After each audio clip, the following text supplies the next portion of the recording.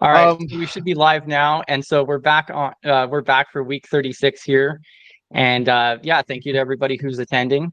We are running a few minutes behind here, but I'm going to go ahead and go through these slides to start with.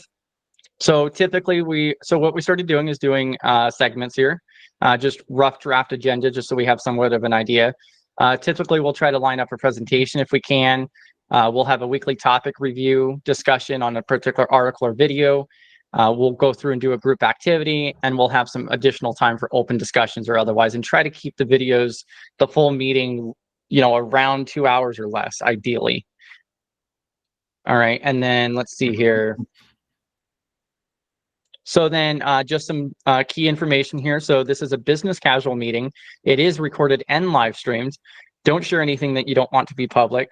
And then also, if you do say something, share something accidentally, or something you don't want up on live stream on YouTube or otherwise, just reach out to me directly, Discord, LinkedIn, or you can also email me at that address there. Definitely want everybody to realize you can join on Google Meet here and turn on your mic, your video, ask questions, drop your personal LinkedIn, share resources that you're finding that work for you. That's one of the biggest useful things is, finding out what works for everybody. And then also, if you have any additional topics, even if it doesn't have to do with what we're here for, that's what we're here for, to throw other things out, ask questions, and so forth. If you didn't know already, so studygrc.org, that's where you can join the Discord, our YouTube, and our LinkedIn site there. Also right there on meeting.studygrc.org is where you'll join on Google Meet. We also have the contribute page, so you can go to our website on this address here. And this just gives you some details on how you can contribute to the community, whether you want to volunteer for StudyGRC or you want to do your own YouTube channel, help out in different Discords and so forth. There's a lot of different ways, no matter where you're at in your current stage, that you can help out with other people. We all come from different backgrounds, and a lot of things adjust to the GRC realm as well. And we're all here to support each other. If you would like a certificate of attendance, just reach out to me after the meeting. And you do have to be in the Google Meet. You do have to be signed into an account, so that way it actually shows on our analytics. And then I can just reach out and I can send that over to you. All right. And then with that, then I believe Caesar is running a presentation for PCI here. I like the confidence. Yeah. So David, yes. So if you join on Google Meet, then I can go ahead and do the certificate of attendance for the CPE. The reason you have to join on Google Meet signed into an account is because it automatically keeps track of who joins and how long you were here. So that way, if you submit CPE to CompTIA, for an example, and they come to us and say, hey, how do you guys keep track of this? Then I could say, oh, it's an automated system. And this is how we verify that they were in the meeting for this period of time and so forth. So that's why you have to be on Google Meet. I do have a question. No, it's not about PCI, but I mean, it is an open-ended question. Basically, when there's a breach, typically when there's a breach, there's 5 steps. I'm going to mention the 5 steps, and then I'm going to ask my question. Us as, I guess, GRC analysts, would it be better or would it help prevent even if it happens? Basically, because I've been reading a book, is related more to a third-party book, and it talks about typically when there's a type of breach, there's usually type of 5 steps that they do, or phases. That's why they call it. Phase 1 is going to be doing like the research, the actor intrusion. Phase 3 is going to be lateral movement. 4 is going to be privilege of escalation, and the final one is extraction, basically getting everything and staying in the system if they don't get caught, or just taking everything and saying bye-bye. So my question is, if we know the symptoms, let's just call it symptoms. If we know the symptoms of malware, viruses, and stuff like that, will that help us? And obviously, I know it's a little, it may get technical, but I don't want to put it technical. Us just knowing the symptoms of just a virus and stuff like that slowing down, can we prevent stuff happening? Because basically, third party, a lot of people, like the big companies, they're not the ones getting hit. It's actually the little guys, the people that the third party, those are the ones that are actually getting hit. And at the end of the day, is the big people getting blamed for everything when it comes down to it. And one of the example they have in the book that's actually, I think, is a genius example is if you're going to go on a trip, you encrypt your laptop, hard drive, absolutely everything. You have everything perfect, but you can't take it with you. You have your next door neighbor, he's your friend, and you have everything already done in that laptop. And basically your next door neighbor, he goes right ahead and puts it in a book stand. At that point, you did everything to protect the laptop, but if he puts it in a book stand, what do you think is going to happen? Somebody can come, take it, steal it, do whatever they want to do. So my question is, what as GRC analysts can do to, I guess, prevent that? Is it good enough us knowing symptoms of the type of viruses that we can get within a company? Go right ahead, PBO. I know you're. No, I'm letting Dave go first, man. I'm gonna take all the air out the room. Dave. Well, I was going to say, correct me if I'm wrong, PBO, but I feel like that kind of stuff is really more for the SOC analyst, right? They're looking to see that's why they're looking at all the logs, going through the logs, because they will see like the malware, the viruses, all stuff will cause logs and trigger things. And the SOC analyst is doing that part, because I think that falls under the detect part. And yes, I just started Jerry's GRC class. So and that's good. That's good. Yeah. You know, and we're, according to them, we're in like the first two. So we're not, that's not actually us. That's kind of the SOC analyst. Yeah. And that's kind of them. Correct. GRC. And this is going to be more of a PBO unless Mimin is here. So PBO, so when we're in the field, in the wild, when we're doing audits, we're just doing due diligence, due care. Is just going to be a way that we can figure out, I'm just going to use the word symptoms. It's like a doctor. If you have a cold, he should know without doing anything. Oh no, that's a cold. Go drink this, and you should be fine in a couple of days or weeks. It's the same exact thing. If us being GRC analysts, us knowing the basics of this, would that help us? Do care? Yeah, because you got to remember I'm mixing a little bit of this. GRC, you really giving the requirements to the blue team. So all that hardening you doing is blocking a lot of those type of attacks, right? You as a GRC, first thing you said is MFA is required, right? So we check the box. If it's PCI, FedRAMP, NIST, all those says you have to do that, right? So that's part of doing that. And if you look at the CIS checks or the sticks, they tell you what type of attacks they're blocking in there. Right, stuff you have to log into Active Directory. You have to encryption. The famous one you just said is if you use FIPS 140-2 encryption, which is government encryption on a laptop, they don't think it can be broke for a national state. So if somebody takes your laptop, unless you're working for a nuclear, they said you're good because it's encrypted at that part, right? You as a GRC make sure that happens, right, when you do your internal assessments. Correct. Then give it to me. I'm sorry. Go ahead. I was gonna say you do everything that you can with that laptop, right? Now you give it to me so I can put it away. But what I'm gonna do is put that in my kitchen counter.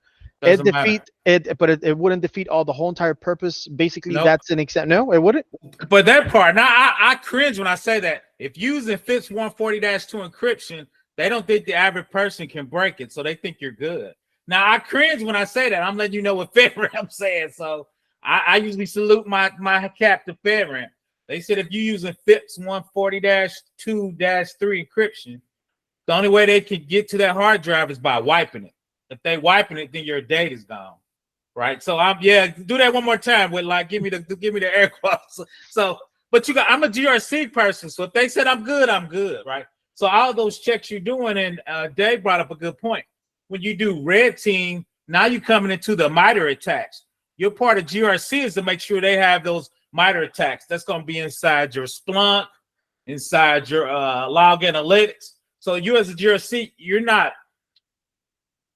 making sure those checks are on those environments to be able to figure out the TTP, right? Those techniques when they see you got to act procedures. They know, oh, that's Russia, that's Cozy Bear. Then the thing you do that I actually have to do, and I'm gonna do a video, is I have to do an incident response test, or I have to do a COOP test. So on that test, I make sure, okay, if we get hit, what's our process? Do we have run books? Cloud engineer, how are we gonna lock down this Azure server that got hit? How do we take it off the network? How do we? But the other thing though is, I don't think Dave brought this up, that I see a lot of times. Most people outsource forensics. So when they hit, you calling like Microsoft, you calling CloudFront, you calling the big guys for big companies. They don't have that talent in internal. But you as a GRC person, you got to get ready for when they hit the ground, right? So I make sure the server's offline. I make sure the other part, the GRCs, is you got to notify everything.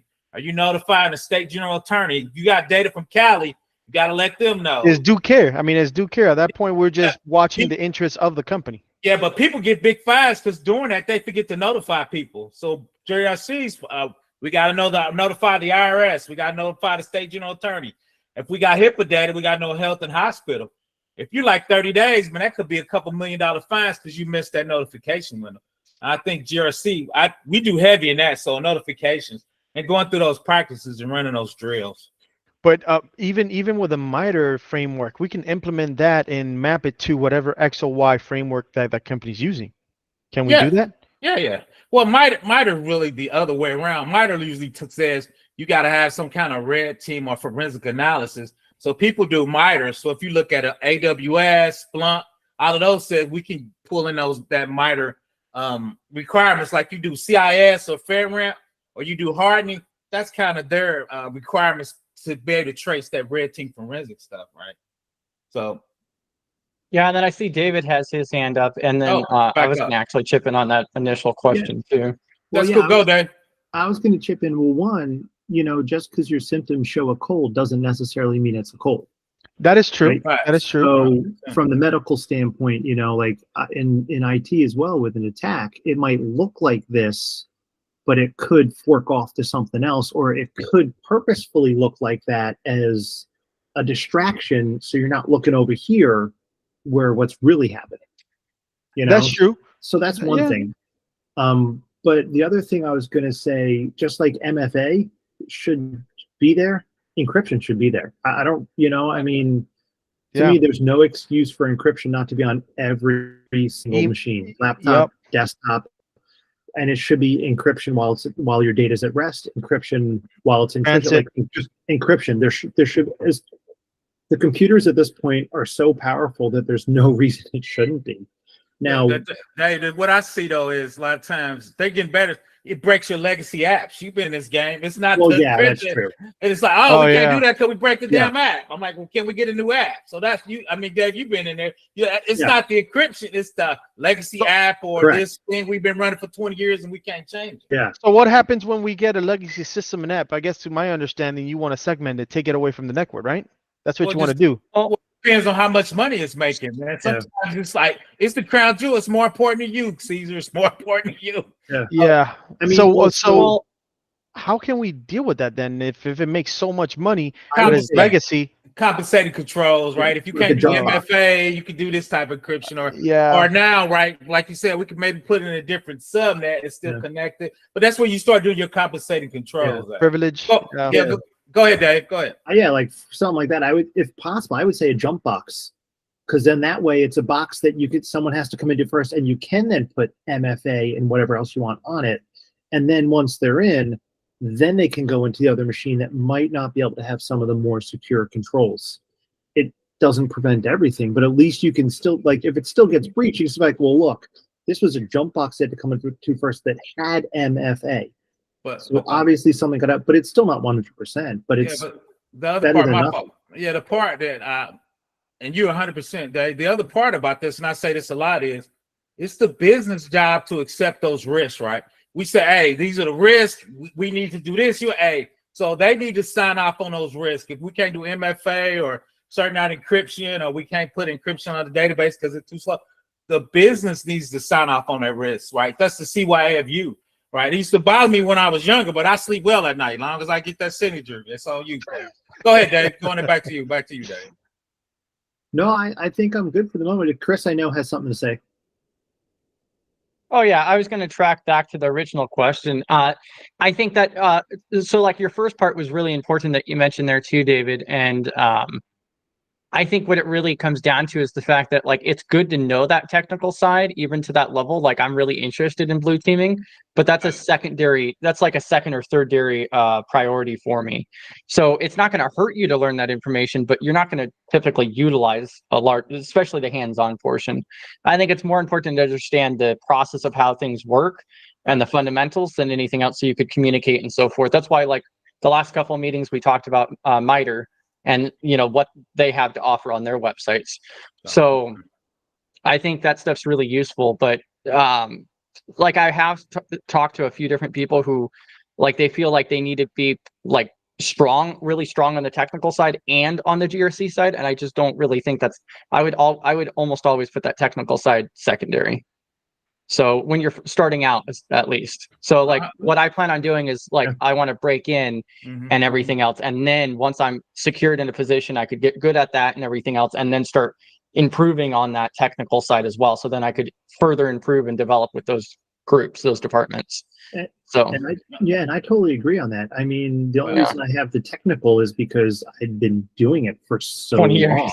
long. But even Jerry, who does have some technical stuff too, I mean, GRC is one of the areas you can get into where you don't really need to know a lot of the technical.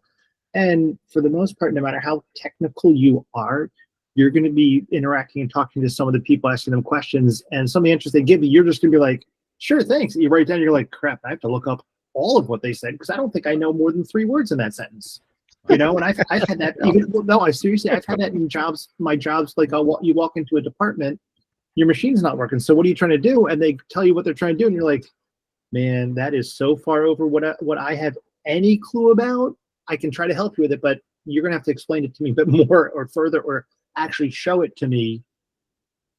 And it's the nature of it is. But I think, for GRC, the best way to do it is learn the GRC stuff, learn the basics. You need to know the basic computer stuff, like A+ stuff, And I'd really like to hear your take on that GRC course from Gerald too, because you said you just started it. Yeah, I started it. I'm in the middle of module 2 because I hit a video that's like 72 minutes long, and I'm like, we'll save that for tomorrow. That's the good one. Yeah. It's a good course. And then Dwight did share a jump box as a secure server that acts as a gateway between a network and the internet. It's often used to restrict access to sensitive systems and data. Yeah, and that's another thing that I feel we should probably mention more often is like if you don't know an acronym or something that somebody mentions, then just say so. This is a learning environment. So there's a safe environment. Yeah, thanks for filling that in, Dwight. I'm sorry, I forgot that I needed to mention that. No, I think that's a really good addition there, Dwight. Yeah. Yeah, if anybody has those questions there. And then also, Alan, are you available? Did you want to go ahead and introduce yourself? So just disconnected really quickly. I thought Alan just dropped. Yeah, I think he just dropped. He probably did. He probably did just drop. That's all right. Yeah, I know he does have a connection issue off and on, but basically, in short, I just wanted to introduce him. So Alan signed up as an official volunteer a couple of weeks ago. I just forgot to mention him last week. And so he's just helping us with our internal policies and then also doing hands-on projects inside of Study GRC. So like we use the workspace, he's going through and auditing that. And he does actually own a consulting agency, I think out of Michigan. So I just wanted to throw that out there so you guys know of him. And he's in the Discord too under CA Allen. What did people think of, for those that were at it, what did you guys think of the Cybersecurity Champion meeting? So the last meeting there, that was just for the ongoing project itself. Mm-hmm. Yeah. So, I mean, I think it's great. There's a couple different pain points for me in particular. I think it's a great project. I think it's a great idea. One of my biggest issues is like, there's things that I need to learn to work on the project. And so like, I haven't really done that much with project management. Like they have a whole Gantt chart and everything else. And that's something I need to actually seriously work on. Like I've played with them before, but I've never done it on a larger scale with 10, 15, 20, 30 people. And that's one of my big learning curves. Oh, okay. Like I'm looking at a whole, 6 different spreadsheets, just trying to figure it out. Especially when we're trying to collaborate and update it individually. I think that's like one of the things that are confusing me. Oh, that's cool. I like that she acknowledged when I spoke. She acknowledged me because I read through the manual they have here, and I found mistakes and corrections that need to be done to it. So I actually I emailed her back. That's what her comment was about when she was like, "Oh wait, I have something I have to respond back to you about." So because I asked, I'm like, I can totally scan it to you and send it. Like teacher's pet. So, no. well, I found there was one thing in there that was never defined, and I'm like, this isn't defined. And then they defined something much later, but not early. And I'm like, okay. I've done so much documentation that, you can catch it. That I just catch it. Yeah. That's a nice. I mean, I think in one of the PCI document, I think you guys had us read for the project. I found an error in that PDF file. There's an error in there that I found while reading through it. Like, I don't know. Which one? The step-by-step? It might have been the one that talked about the 12 steps. Yeah. I think it was, wasn't it? Oh, okay. Yeah, so like I just went through this last hands-on project that we did for the mapping, and like I found several errors there. But so what we're doing with that is we're publishing that on the website now too. So yeah, I actually have the website up right here. So under practice and hands-on, this is where we're going to put those hands-on projects that we work on as a group. So rather than just having the Google Doc that we share, we're just going to publish it straight to here. So like we have the mapping one here, and then Caesar's working on the risk register one now. For the next 2 weeks, like I mentioned last week, is that I'm going to be doing that CISO assistant one. And Chris, I'm sorry to interrupt you, but the people that already finished the project and already put all the projects in your folder, we will be sending you a certification of completion already as well through Study GRC. So I know David, I know a couple people already done that. Caesar really wanted his signature on it. I did make sure that CISO. That'd be funny, just little.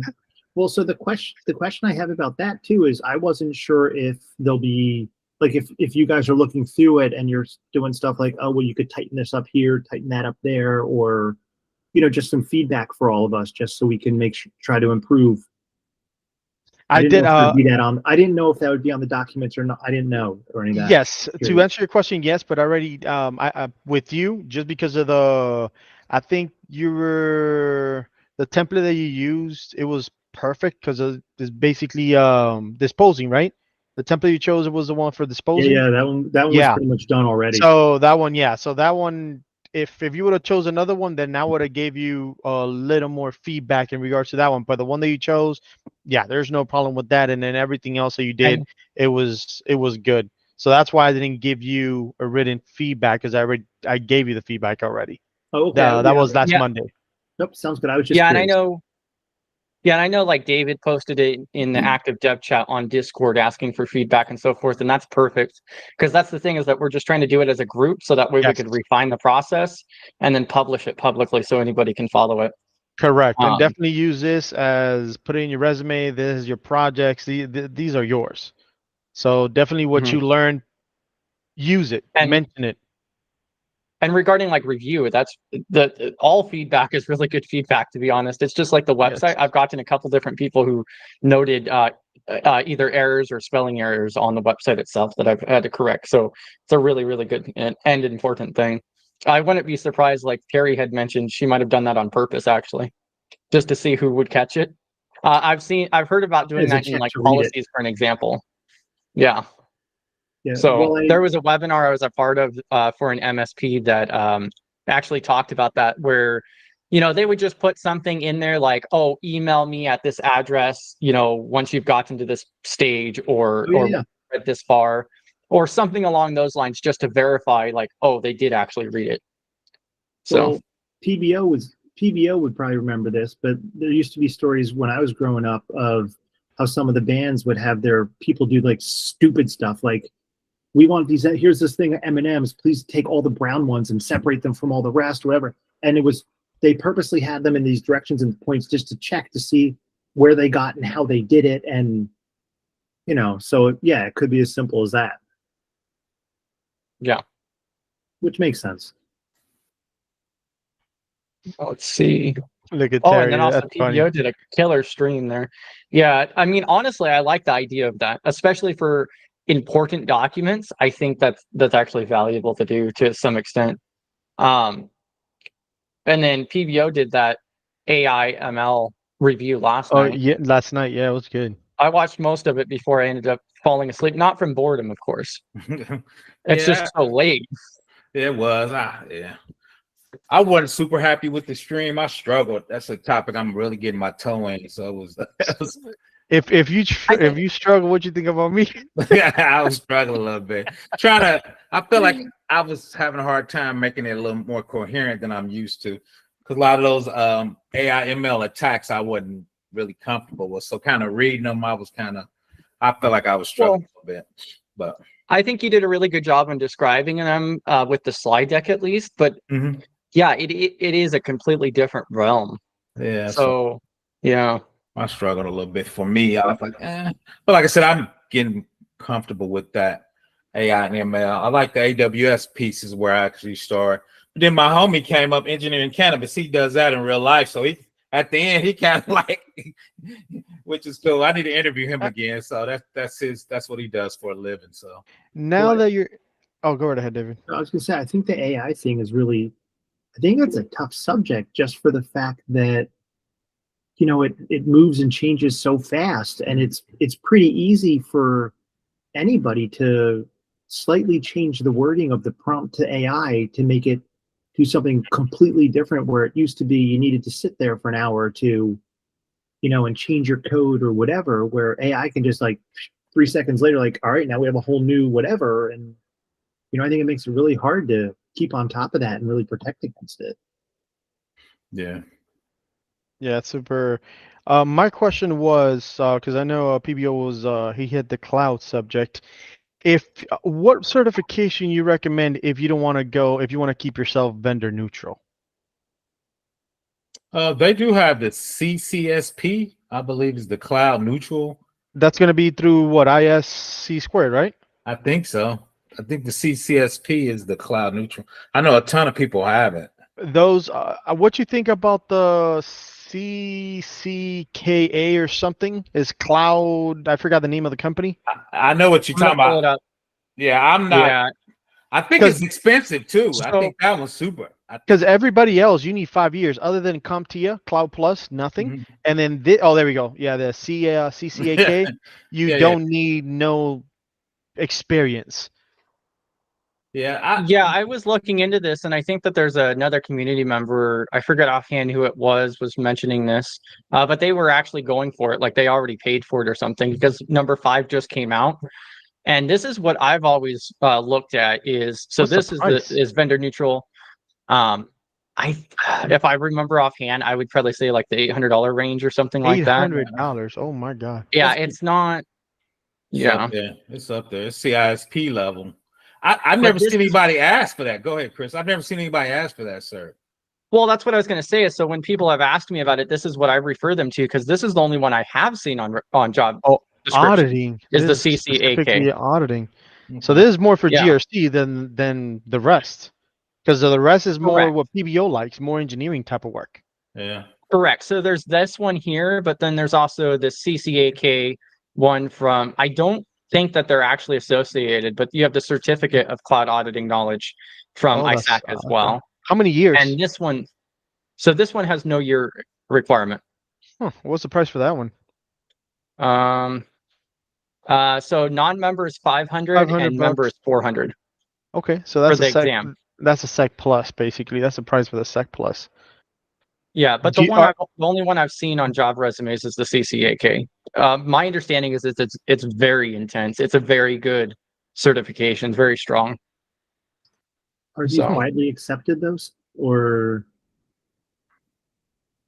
I would say still kind of newish?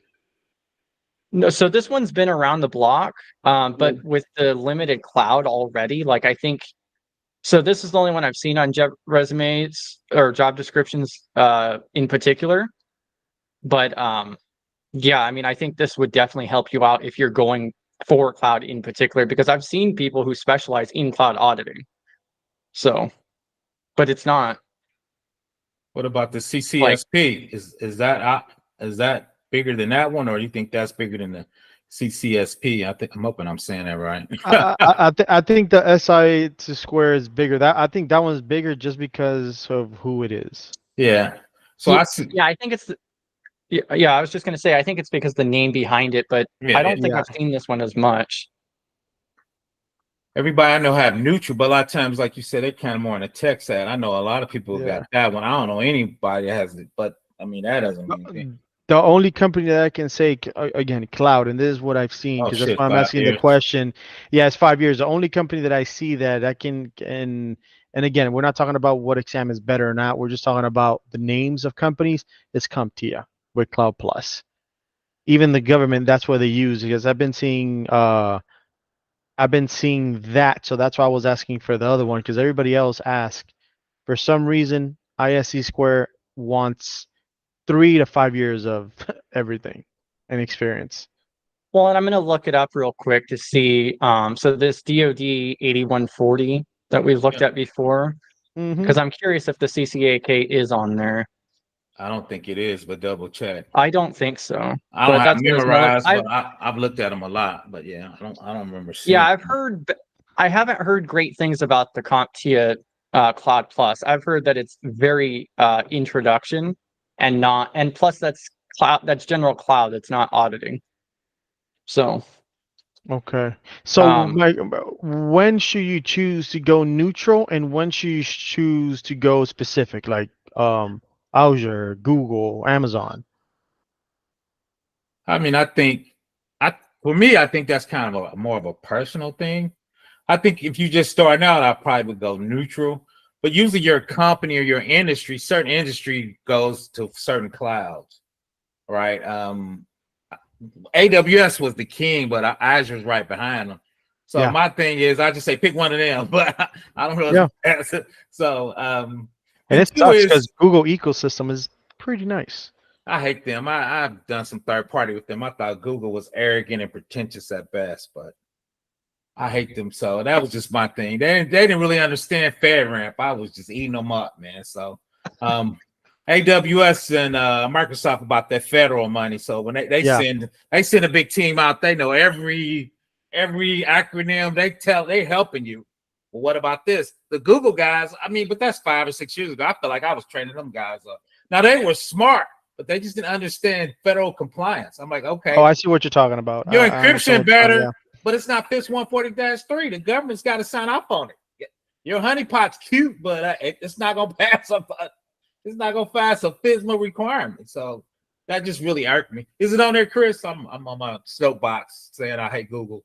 Yeah. So the only cloud one I see on here is there. It is. Yeah. I think that's why I picked it. Yeah, I'm not familiar with the sand certs because it looks like there's sand certs that might be. Oh, it is, but they're gonna be like $14,000. Yeah. So there's Cloud Plus, and then there's also the CCSP. Yeah. Those are the only cloud ones I see here. And now that's why I picked it because I do that federal work, and I just remember that was the only ones on there I saw. Well, you also have 5 AWS certs too, right? Yeah, but AWS certs aren't on there. I don't think the individual because it's not neutral though. Everything else is like everything here. I'll say is neutral. I got this. Well, my Security Plus is expired, so I need to get on the CISSP because I need a level 3. And then I see the other cert here. What you guys recommend will be a better cert, the CISSA Plus or the CASB? I think is CASB Plus. CISSP. How many certs are you going for? No, I'm just asking in general. CISSP, man. If I do one of those, just go to Big Dog, man. No. I'm talking about CompTIA, like the CISSA Plus. I know what you're saying. I'm just saying, just do the CISSP. You're gonna need much study. That's the gold standard. Go big or go home, man. Go ahead, Chris. I think the hardest part is the fact that you can't really talk about certifications in general because it depends on the person's background, what they already have, and where they want to be. So, like, just throwing it out there. Oh, which one's better, the CISA or the CASP? You know, like you could compare the two, but like it depends on the person and whichever one would be best for that person. So it's hard to talk about the certs in general. So, because like the CISA, my understanding is that's more for like analytics, SOC, things like that. Yeah, so but my thing is, and Chris is right, but the gold standard is the CISP, and both of them I heard is just as hard as that.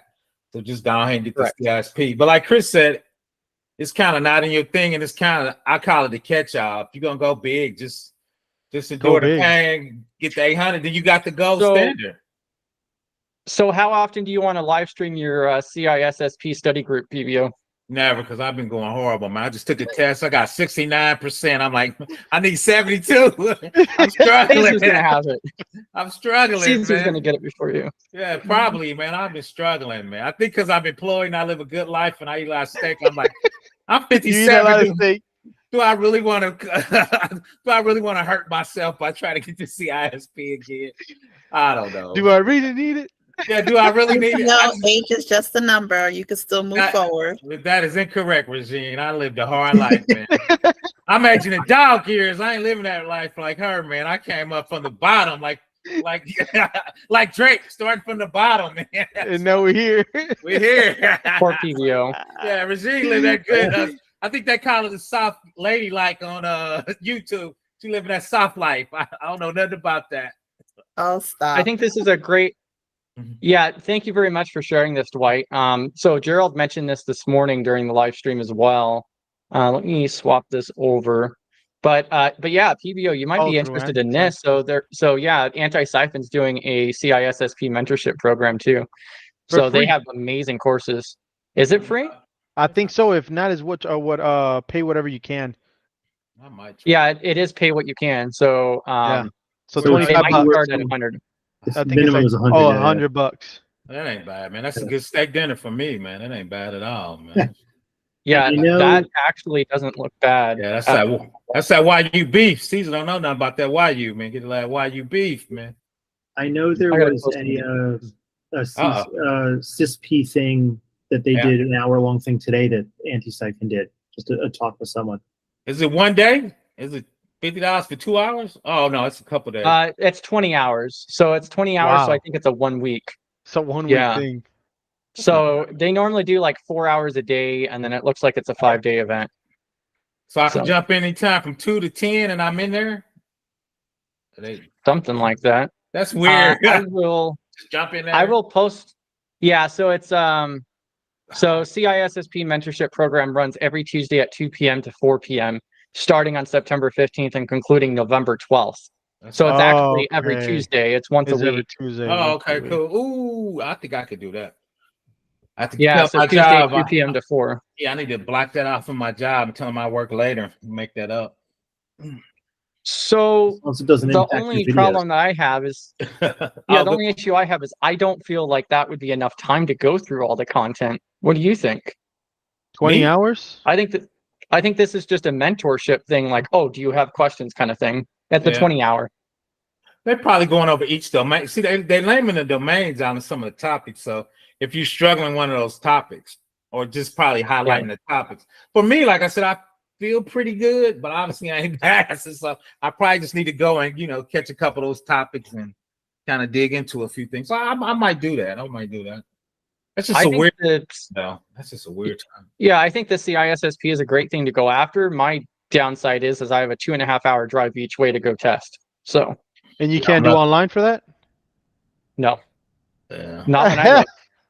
It has to be on site, and then also on top of that, I would have to go through and request no palm scan, because the one that's 2.5 hours away, which is the closest to me, they do palm vein scan, which I don't want to do. So. I'm just old. I don't give a shit, man. My palm, iris, retina, I don't give a shit, man. Foot scan, whatever, man. But I respect Chris's, I'm just old, man. You can scan my palm, wrist, eyeball, retina, shit, whatever, man. It's kind of weird because I got Reggie wants to talk, by the way. Reggie wants to talk about that. Jump in there, Reggie. I done went off topic, man. Talking about eyeball scan. Let her get in there. Oh, I was just going to ask, what is a good roadmap, certification roadmap after you've earned the Sec Plus? It depends what you want to do. Facts.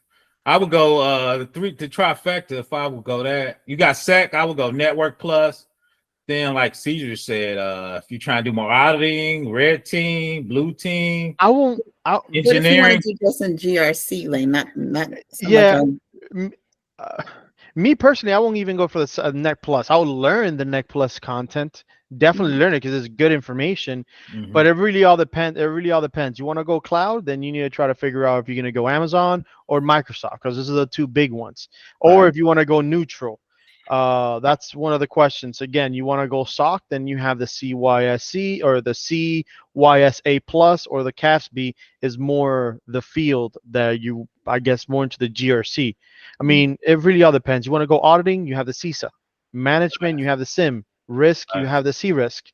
Okay. So it really all depends what goal. Are you in the industry right now? No. Yep. Yeah. What do you do? No, I work as a risk management coordinator for a hospital, but I'm not. It's not part of cybersecurity. It's just you're in there. So I mean, risk management. So I think that would count. If basically what I recommend, and guys, correct me if I'm wrong, you can do 2 routes. Or you can probably do 3, but I think the best for your bang for your buck is going to be probably the CSIM, or if not the CISA. I think for the biggest bang for your buck, just because of you already have the experience, the CSIM is going to teach you more of the management, and is going to teach you with the auditing, and or you have the CISA is going to be auditing with some project management in there. That's the one I'm doing right now. What? And you mentioned something about risk. That'll be the C-risk. The C-risk, you need 3 years of experience, and it's basically exactly what you're doing right now. Oh, okay. All right, don't forget our Chris. Don't privacy is the CIPP. Chime in with that, Chris. Regarding the privacy aspect, I mean, I think the privacy is a very important topic, but I don't think it's for everybody because it is so close on the legal side. And we didn't say that, Chris. We just said what is a different path, man. Don't be knocking it down already, man. But, come on, man. CIPP. Well, I'm putting some love. Well, you see, I'm putting it down so that we have less competition. Thank you. Show us some love, man. CIPP privacy. Show us some love. Yeah. So like the privacy aspect, I think that's an entire industry that's growing more and more rapid. Oh yeah. So like IAPP just recently also released their privacy one for China, for an example. I found that absolutely crazy, to be honest with you. So, yeah, a privacy certification for China. And so IAPP is probably the most industry recognized for privacy in particular. They have several different ones. Like Dwight just did the privacy management one, which is, managing the programs and from the management perspective. And so a lot of different companies are taking it more serious in the privacy aspect, not only for like insurance purposes, but then also for trustworthiness and brand and so reputation. Reputation. That's what it really comes down to. I think that's the big win for a lot of these organizations nowadays, because more and more people are taking that more serious, because there's already tons of breaches going on. But at least if you realize that, oh, hey, they're doing something, that's better than nothing. And then also there's a huge issue with one of the biggest pet peeves of mine is a lot of these different policies that you agree to or otherwise when you sign up. You just click accept and move on, but there's better ways that you could do that too. So I forget the name of it off bat, but you can make it a lot more simplistic. So I think it might have actually been Atlassian that did a really good one where they just list out some of the different highlights at the very top. Like, oh, we don't sell your information, but we share it with our vendors. We share it with the people who do work with us to keep our systems up, kind of thing. So that way, everyday people can just read a few bulletin points rather than the whole policy, for an example. And there's a lot of room to grow. And I don't think that there's necessarily that much room in specializing in privacy, but I think it's a big part where it's going to become more popular in the GRC realm. You're going to do more of that work in the future in the next 10 years or so. I honestly believe that if you do control the privacy in a company, it's like I'll probably compare that in the sense of the PCI. Like if you're certified by them, you're going to be the go-to. If you're certified with privacy, you're probably going to be the go-to person other than law, than the attorney for that business. And before I pass it over to David too, I wanted to mention too that privacy is not just for the clients too. That's the business side as well. So you also have employee privacy. You have, that still works close with that information security. So there's a lot more involved with that. And then also one of the biggest things that I've seen on why companies hire a data privacy person is because of like international laws. Then you have to worry about GDPR. You have to worry about Germany. Like there's all kinds of different things worldwide that you have to keep up with too. And so that's why you find somebody like these enterprises have teams of people who keep up with that stuff. So that sounds like it's equivalent to a compliance officer, sort of. Yeah. I would say it's very close. And I would say that at this time, a lot of the compliance officers do work with the data privacy side. Yeah. It's a mix of, if they don't have somebody, privacy and legal and compliance. So the smaller companies usually one guy, but as you get to bigger companies I work for, they start delineating those roles. So when I worked for a Fortune 500 company, we had a privacy officer, a compliance officer, and legal. But when I work for small companies, that's all one person. That's all it is.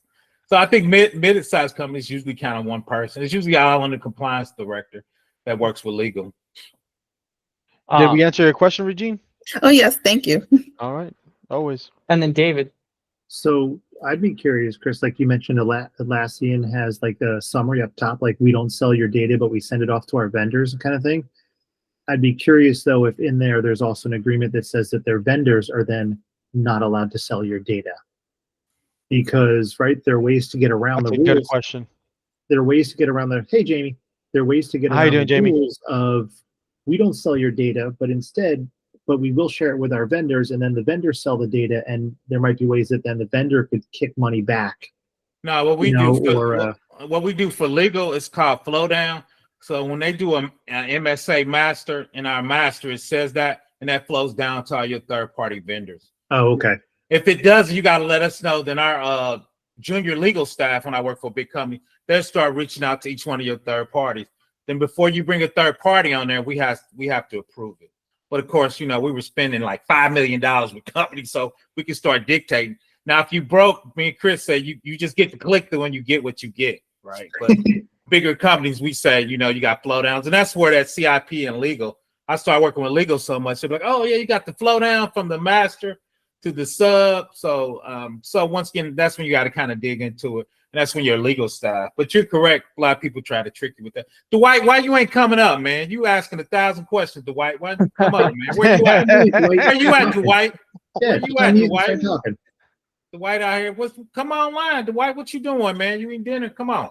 But yeah, so you're right there. But from a legal perspective, they call them flow downs from your master to your security exhibits, and so what's flowing down, and they make sure that's covered for your third party. Then if you spend a certain amount of money, we would say he laughed at you have to sign off on your third party before you could use them. So all right, because I know I've read, I forget what it was. There's one agreement I was starting to read through for some software. I'm reading it, and I'm like, oh yeah, no, decline, done. Not even going to bother with your software. I can't remember what it was, but I was like, yeah, no, I'm good. Well, me and Chris saw the one. Which one was that? Where you could sell their intellectual property, Chris? What we were looking at? So that was actually, that was Atlassian where, where literally what they outlined in the document was that they had like worldwide forever rights to use, sell, whatever they wanted to do with all of your data is how they had it worded.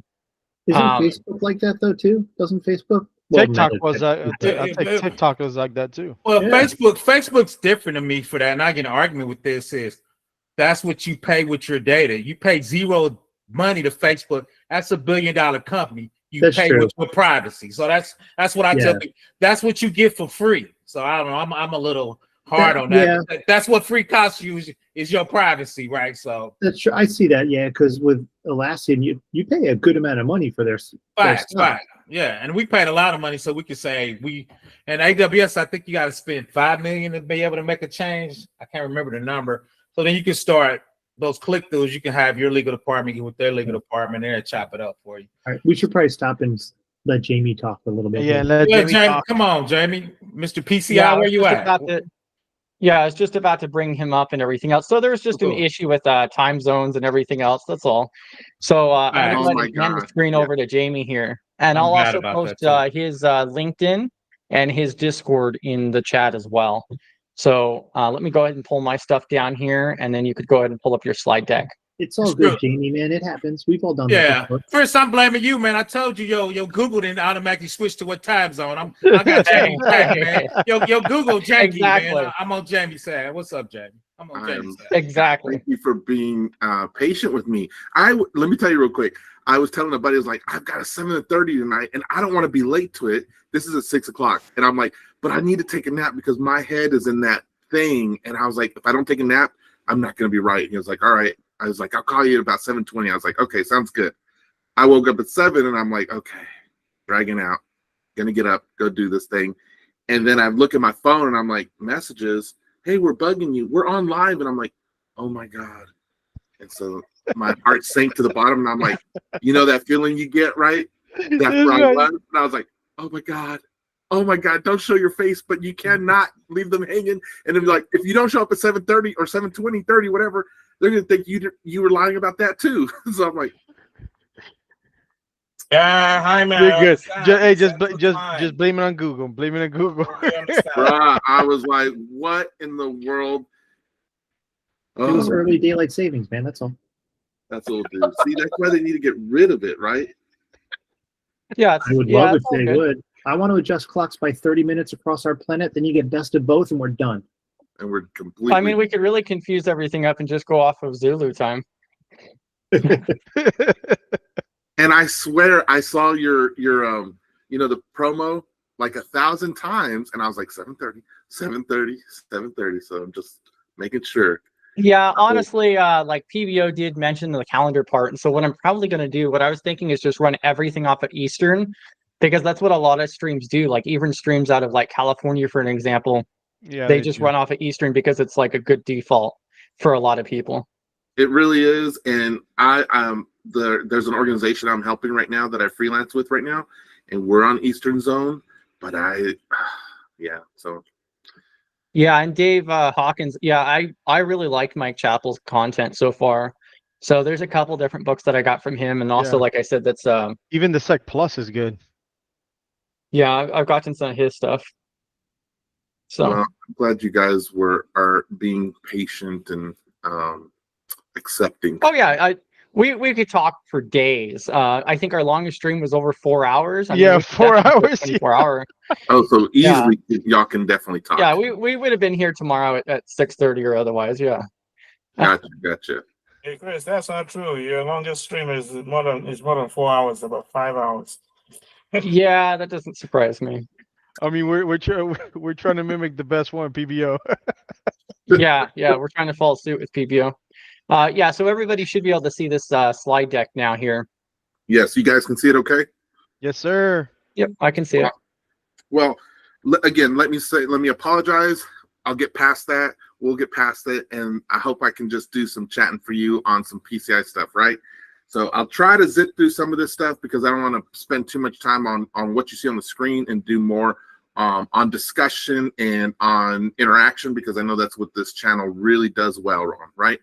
So who am I? My name is Jaime. You feel free to call me Jamie. The rule I usually use is in my professional world, I go by Jamie because it's easier for folks to pronounce. But if you're my friend, I prefer you call me Jaime because that's what I go by. So if you find yourself caught in that little sliver between worlds, I'm going to answer perfectly fine to either, okay? And what have I been doing? So for me, I started out with a little thing with PCI back in the day when it was called the Visa MasterCard Data Security Standards. Now, this was pre-2001. And since then, I've maintained various roles with implementations and support of the point-of-sale technology. Been on the support desk plenty of times. I worked as a second-level team lead for a giant Fortune 50 company headquartered here in Bloomington, Illinois, actually. That's where I reside. I originally started in Lubbock, Texas. And I've gone around to a couple of Fortune 50 companies. I've been with some startups. I've been with between the technology side, manufacturing, health side, all these different areas in various IT roles or another, okay? And lately, I'm put on the PCI hat again. So I had it on for a long time, put it down for a bit, and then I picked it back up, and that's where I am right now. And so I started up a little club called the Cyber Gangsters Cybersecurity, where a lot of people who are watching probably have participated in. And what I'm doing there right now also is helping out others who want to transition into cybersecurity, specifically with PCI, and who want to get familiar with it, right? And so a lot of the people that I interact with are people who are either they come from blue collar world and they're trying to transition into this world, which I majorly respect that, because I think it takes a lot of effort and it takes a lot of humility for individuals to transition into different roles in their life, right? And this is no different. I also work with folks in there who have come from an IT background and are looking to also get into PCI. And so, yeah, man, let me tell you, the driving part behind this, getting to know PCI better again. I was around during a time when a lot of mom and pop places were getting shut down because they couldn't meet PCI requirements. And a lot of restaurants were getting shut down. This was back in 2001 to 2004. And it really irked me. And I used to stand up and speak out against PCI from the mom and pop shop's perspective. I used to be like, you guys are not putting in enough control so that these places can have the security they need so that they can continue on. These are places that I was frequenting as a child, and now as an adult, they're no longer able to sustain themselves because of this. So I was a very harsh critic of PCI back in the early days. And am I still? Yes. Okay. But rather than just sit and point at it and complain about it, I thought, let me do something about it and try to help out some of these people. And so that's where I stand today, is trying to do that. Yes, please feel free to ask questions as I go out. So that's where I'm at today. I work with a small private company out on the East Coast, and we help clients get ready for their PCI assessments. And so we're more of a readiness company. Not ready to share who they are quite yet, just because of the nature of the company at the moment. We're waiting before I announce their name and everything else. So, but with that said, feel free to find me on LinkedIn, Discord, YouTube, anywhere, and hook up and let me know, and let's chat. But let's just move on. So can anyone here tell me what their understanding is of PCI DSS? Is that okay to ask questions and then y'all answer? Okay, good. So does anyone want to take a stab at it? Well, I will. I thought it was basically talking about the secure way to process transactions, like simply just a secure way to process transactions. I like that. Yep, I like putting it simply. That's a good one. Caesar has his hand up. Caesar, do you want to add to that? Yeah, of course. Is the standards, the rules or regulations that Visa, MasterCard implemented that people need to follow? Okay, that's good too. Yes, both are great answers to what PCI DSS is. Technically speaking, PCI DSS stands for Payment Card Industry Data Security Standards, right? And so what that is here, it's a set of security standards which helps organizations that accept, process, store, or transmit credit card information have a secure environment. And so you might ask yourself, like, okay, that's pretty, that encompasses not that much. But when we think about that, the four main terms here that I've highlighted, you can see we're talking about accepting, processing, storing, and transmit. So anytime you see a credit card that's being used, anytime you see a place, a business, organization, anything where they take that credit card and you either swipe it there, they either take that information and move it somewhere else, they take that information and store it there, those areas are the places that are going to need to be PCI compliant, okay? And so anyone who takes those credit cards basically has to be compliant. It's not an option, okay? We can choose not to be compliant, and then we accept the consequences just like anything else, correct? But when we ask ourselves who has to be compliant, the answer is if you work with credit card data, that's you. And traditionally, we think of that and we think, okay, it's going to be any business that takes credit cards. And that's true. But more to keep up with the trend with updating our vernacular. It's also about people who service that, right, or support it on some end. Caesar, what's your question? No, I was just going to read some of the messages down here. They're asking if you're a QSA. Oh, I'm sorry. Good question. Yes. No, I am not a QSA or an ISA, and I do not have my PCIP. I just come with 20 years worth of experience. I know, a little bit on the bottom of the poll. So, but those are things. So for those who don't know, QSA is a qualified security assessor. That is an official certification that you can get from the PCI Council. And we'll talk about that a little bit later, but the PCI Council, you'll find them over at PCI Security. Actually, that's not right. I'll put it in the chat somewhere, or maybe one of the other guys will, but the PCI Security Standards Council, they give out these certifications. They have a lot of them, but the main ones that I'm always looking at and interacting with are QSAs. Now, QSA, when you think about them, I want you to think of like a law firm. If you're familiar with a law firm has, thank you, Mike, appreciate you, buddy. A law firm has many lawyers, and each lawyer is, you guys just came out, thank you all. A law firm has many lawyers on staff, and each lawyer has like their paralegals and everything else. And so that law firm can represent a multitude of people, right? They're not limited in that. And so the same way, a QSA firm can be QSAs for any number of organizations out there, okay?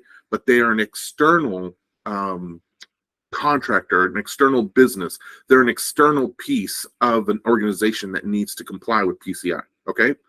Then you also have an ISA, which would be an internal security assessor.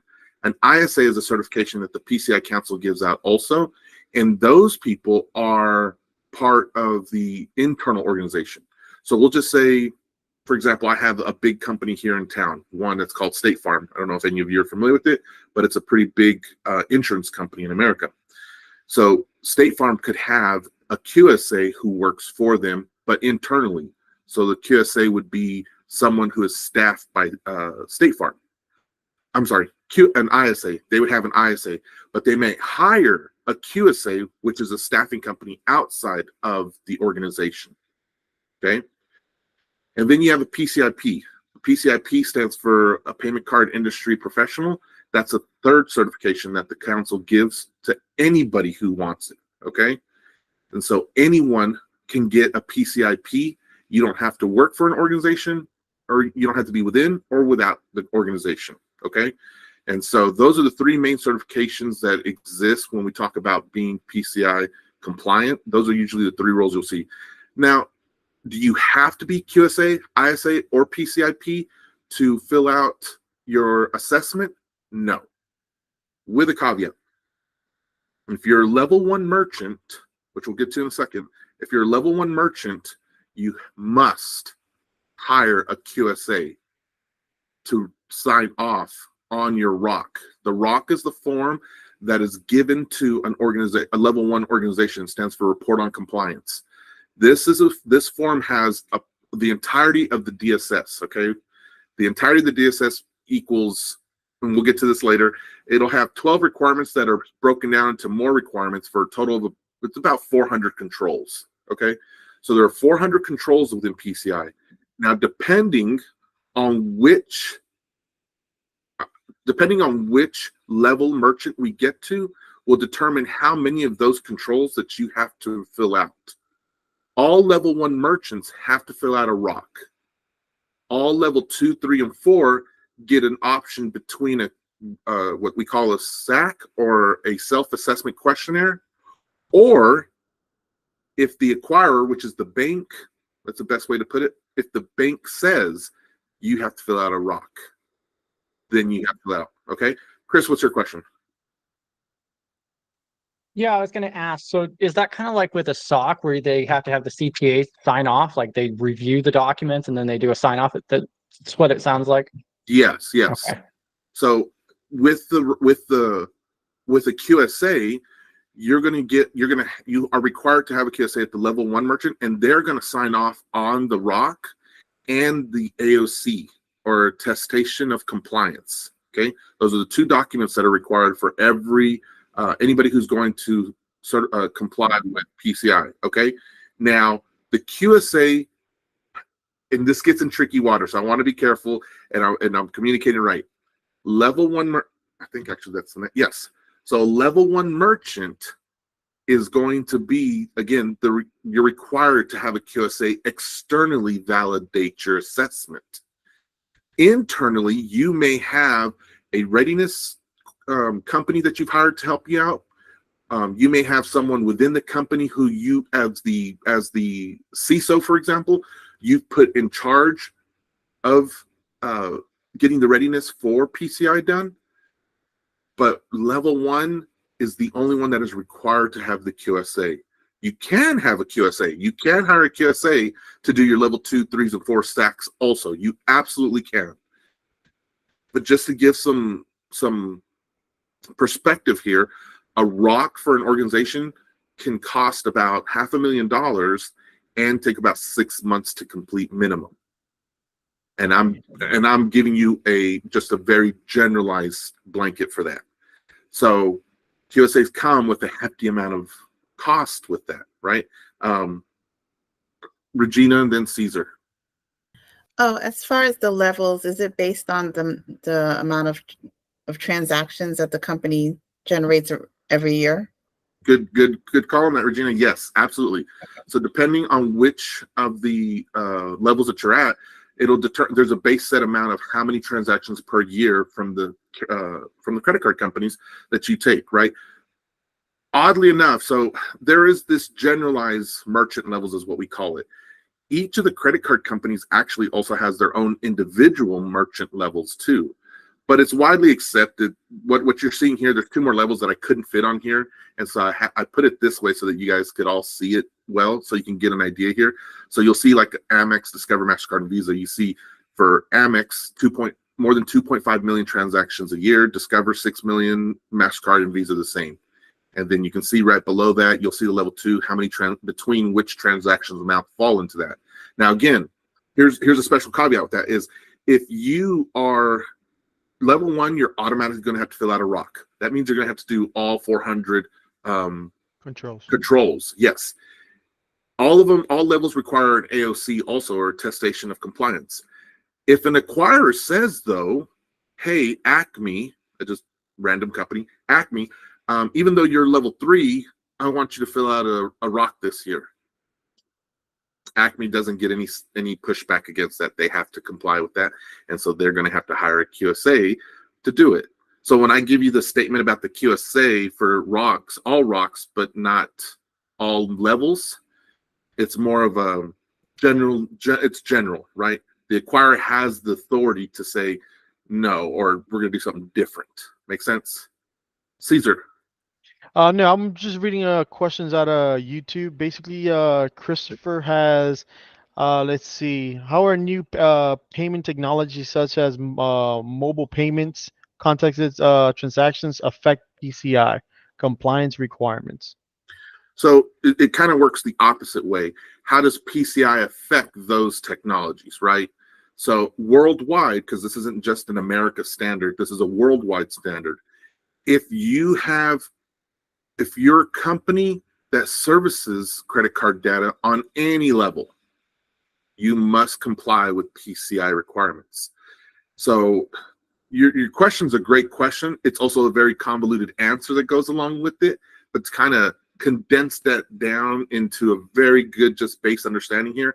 If you're an emerging technology that, regardless if you're on the, let's say you have a PIN pad of some kind, let's say you have a new credit card type, let's say you have a new mobile technology, fill in the list with whatever it is. Remember, if your technology accepts, transmits, stores, or processes credit card data, you are under PCI. So it means you do have to follow PCI guidelines. Now, there's different pieces of PCI that apply to different pieces of technology, okay? And the council's website goes in much more depth than that. I could spend a whole just hour and a half long, days. I could spend days on just point of interaction devices, for example. The little PIN pads you see at gas stations, grocery stores, anywhere you have to enter in your PIN. We could talk about that forever. So just know that any new technology, whether it be some sort of hardware, software, or service that has it that interacts with credit card data, they are going to be under PCI guidelines, and they must comply with PCI if they're going to be PCI compliant. Now, let me just tell you real quick, any organization that decides not to be PCI compliant, there's a fine associated with that. So you don't have to be PCI compliant, but you will pay a fine, whether that be a hefty fine monthly, yearly, until you are compliant, you will pay that fine. If you are a technology that does not want to comply with PCI, let's see how long you last. Okay, we'll just put it that way. Organizations that implement PCI technology solutions, they're not going to use solutions that aren't PCI compliant. It just won't happen. You can, but again, you'll suffer the consequences from that. Okay, what other questions? I had another question, I guess, for the people that may be wondering, if I wanted to become a QSA, what do I need to do and how can I do it? If you want to be a QSA, strap in for the long haul, because it is not an easy or simple certification to get, okay?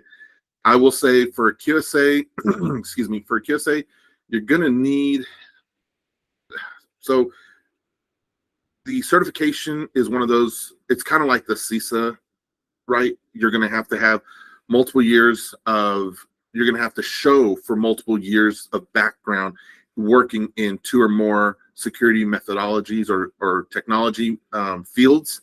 So you're going to need that. You're going to have worked under a QSA for X amount of time. And here's another part I didn't mention earlier, but this is good to talk about.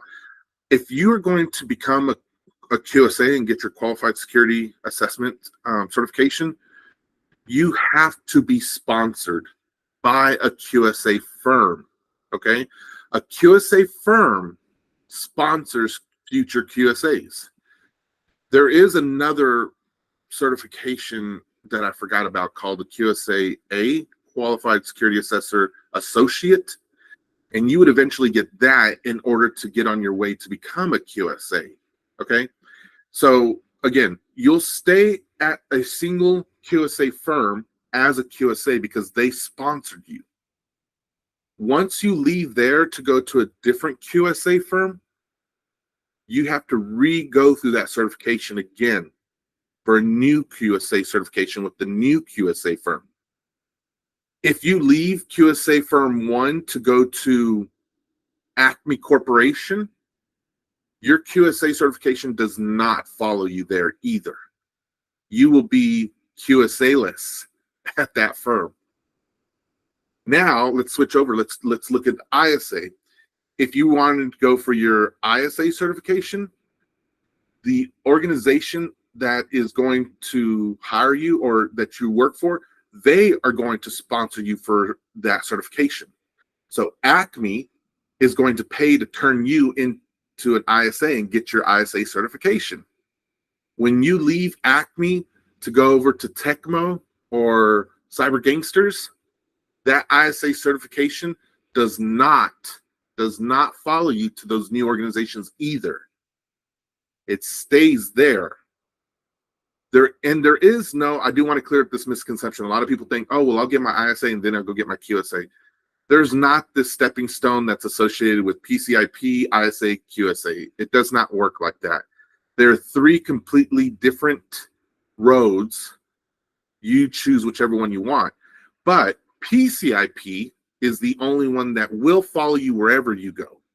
PCIP is for the professional that wants it under their name and they can go anywhere and there's no effect. Does that make sense? There's no effect of losing it based on wherever you go. So you can still get your QSA, you'll still keep your PCIP. You can get your ISA, you'll still keep your PCIP.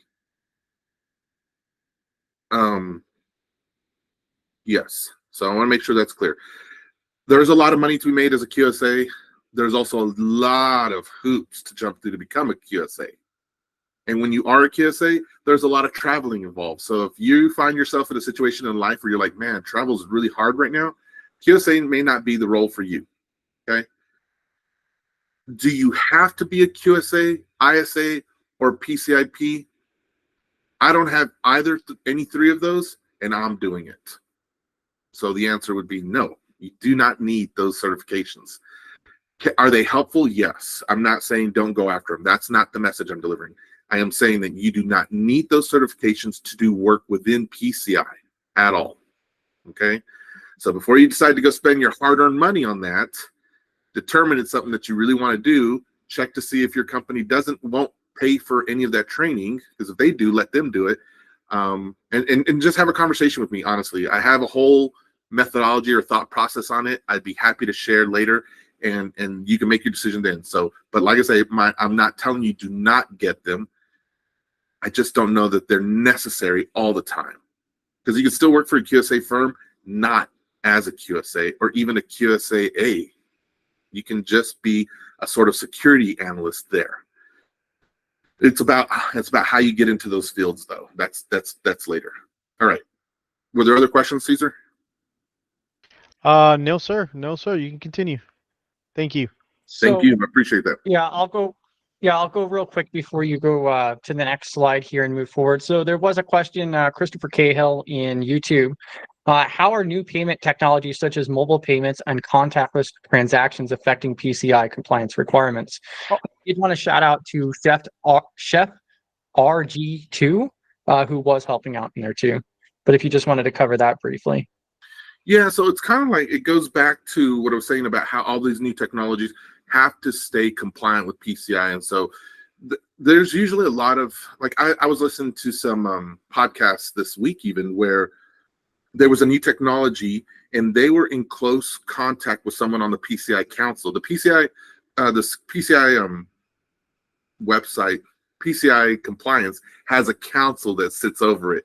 And these individuals and folks, they kind of, for lack of a better word, they're the Jedi Council of PCI, okay? So the rules and everything and how they're going to interact with different technologies, it kind of stems down from that. Having said that, there are different pieces within the organization that certain technologies are in touch with to make sure that as they're growing their technology, that they're staying compliant, so that way they are going to be used. You know what I'm saying? So kind of like I was saying earlier, you want to build a technology that's going to be used, you're going to have to play within a certain rule set. And PCI for credit cards, PCI is that rule set. There's just no way around that. If you're going to play around that, I hate to say it, you're not going to be successful, because it's a worldwide methodology that is adopted. And you know, the one thing I will say is that PCI does give you only the basics of protection. So not the, you know, they may say, PCI, for example, will say, hey, we need you to have at least 12 links and characters for your password. And people will be like, that's so low. Why isn't it 32? Well, PCI is like, well, because we're only telling people what the most basic security is. So something to think about. I hope that answers your question. I love that you're asking questions about these technologies, right?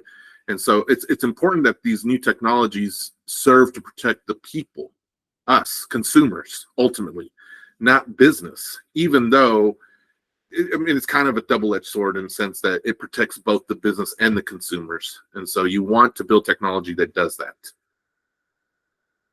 Was there more questions or another one, Chris? Yep, and then go ahead and go, Shunga. Shunga? Yes, sir. How's it going? Great, and yourself? Doing great, thanks. Anytime I get a stage, I'm doing fantastic, by the way, okay? So. Okay, great. Level 1, level 2, and level 3 merchants normally fill out their self-assessment questionnaire. In what situation will the inquirer, the bank, want these merchants to do a ROC, because they're not a level 1? Why would the bank want them to do a ROC? Yeah, that's a good question. So, yes, again, level 1, you have to fill out a ROC, right? Level 2, 3, and 4. For generalization, you will do a self-assessment questionnaire. What scenarios exist where level 2, 3, and 4 would fill out a ROC? That's your question, right? Yes, sir. Okay, good. So the reason that would happen is, let's say that you had a merchant or a business that was, we'll just say level 4 because that's the easiest of them all. Let's just say there was a level 4 merchant out there, okay? And let's say they had a breach, unfortunately. So credit card data was taken from this company for whatever reasons. They may have been all good on their PCI compliancy also. Remember, PCI compliancy, if you validate and you validate properly, that does not guarantee that you are safe from malicious individuals, okay?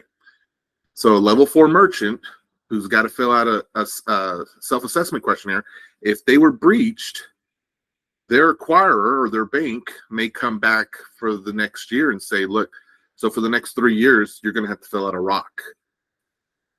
And it's a big blow to the organization. You know, let's just imagine it's a mom and pop place. You know, it's where you like to go get your favorite tacos from. As much as I would hate that to happen to them, it's something that can happen. And so their bank will tell them, you've got to fill out a ROC. And what does that mean? Outside, you see, the benefit you get from a self-assessment questionnaire is self-assessment. You get to actually fill that out, or you hire a company to fill that out also. Yes, Yalman is they have to hire someone and spend an exorbitant amount of money to have that assessed at a ROC level now. Yes. Okay, so basically, once a level 1, 2, or level 2, 3, or 4 merchant has been compromised, that pretty much put them in a position where they have to do a ROC for the bank. Unless the bank says otherwise, but I highly doubt, and I don't think I've ever heard of an acquirer that has never enforced a low or a higher level merchant to not do a ROC after a breach. I don't think I've ever heard of that. It's probably, it exists out there, but you know, it might be one, you know, the small town places and stuff, but I don't think that would happen in there either. Okay, thank you. Yeah, thanks for the question. All right. Okay, so no other questions, Chris or Cesar? Okay, thanks. All right, so yes, good conversation on the merchant levels. So here, you'll see there's, I'm not going to go through this whole thing, but I just wanted you to see that there are different things that each of the credit cards, this is going to have to be updated actually, right? Because I think it was someone recently got Discover, I think, right? Discover just got bought out by a, I cannot remember their name off the top of my head now. Citi, I think it was, right? Anyway, Discover was just bought out this year by someone else. So I don't think that, you know, this will have to be updated, but you'll see there's a lot of going around between the merchant levels. Excuse me.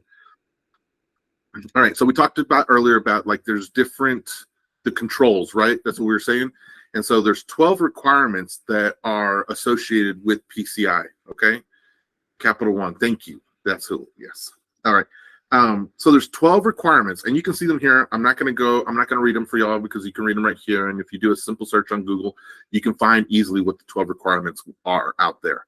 But know that there's 12, and underneath these 12 requirements are sub-requirements, and that fills the entirety of the DSS. Okay. Actually, I do believe I have the DSS up over here. I've always got my DSS open because there's so much going on that I have to keep it open so I can review all the time. You know, and I tell this to a lot of the people who I help out. I'm like, you know, we have this mentality sometimes where we've got to memorize and we think we got to know all this stuff from heart and things. Guys, I don't have any, well, I don't want to say any, I don't have anywhere near the level of memorization on all 12 requirements and their sub-requirements in my noggin. I just don't, okay? I can probably, it's more of a heart thing where I'm like, well, that just, or maybe even that just makes sense. Like, why would you not want to have a password that's long or complex and, you know, things like that? It becomes more of just like a, yeah, good business sense versus I've memorized the letter of the law here, if that makes sense.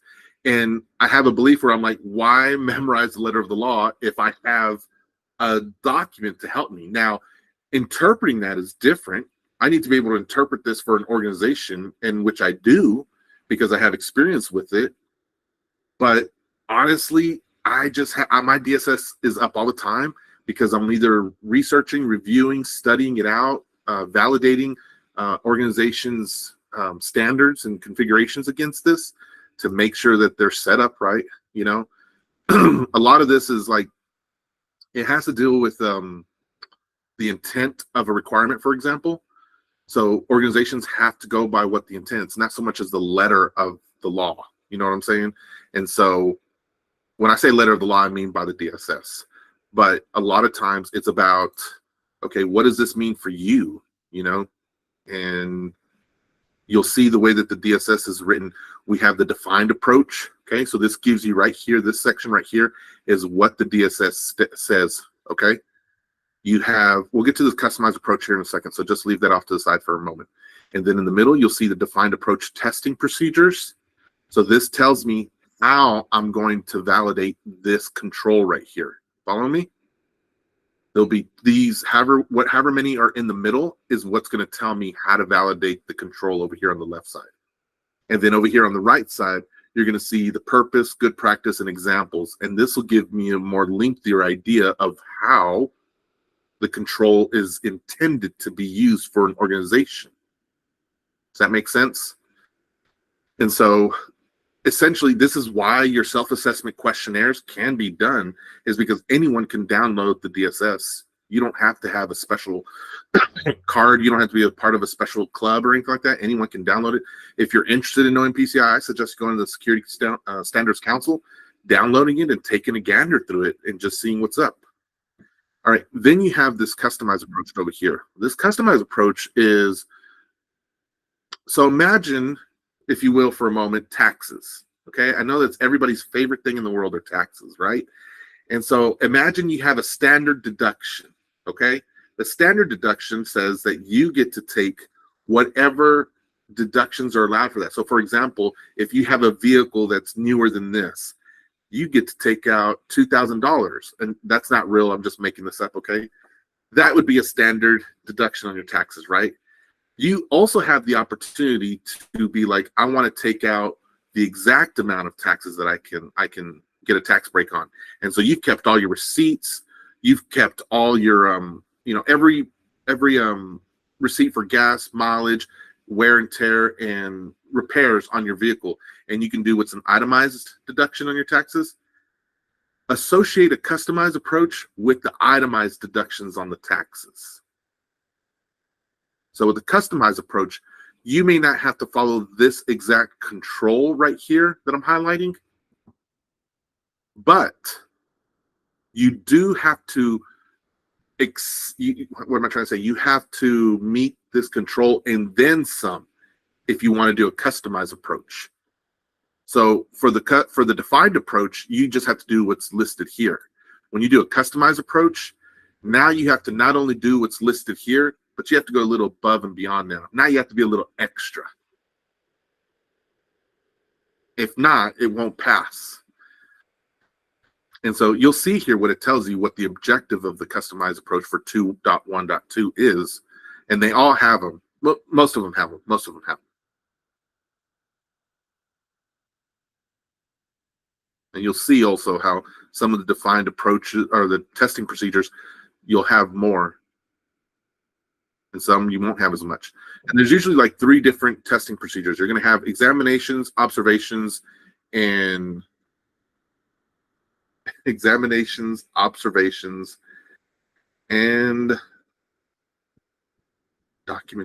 interviews. Sorry. So you're going to need to, you'll probably read a configuration file, for example, to see what it says. You'll need to observe someone actually doing the work. And then the other one is you'll actually have to have a sit-down conversation with them and ask questions and get responses back. So the DSS is littered with one or all 3 of those. Okay. I see things popping up. Are there questions down there, Chris? Yeah, I was just going to mention here. So I dropped a link to this document in the chats, and I like how you're breaking each one of these down.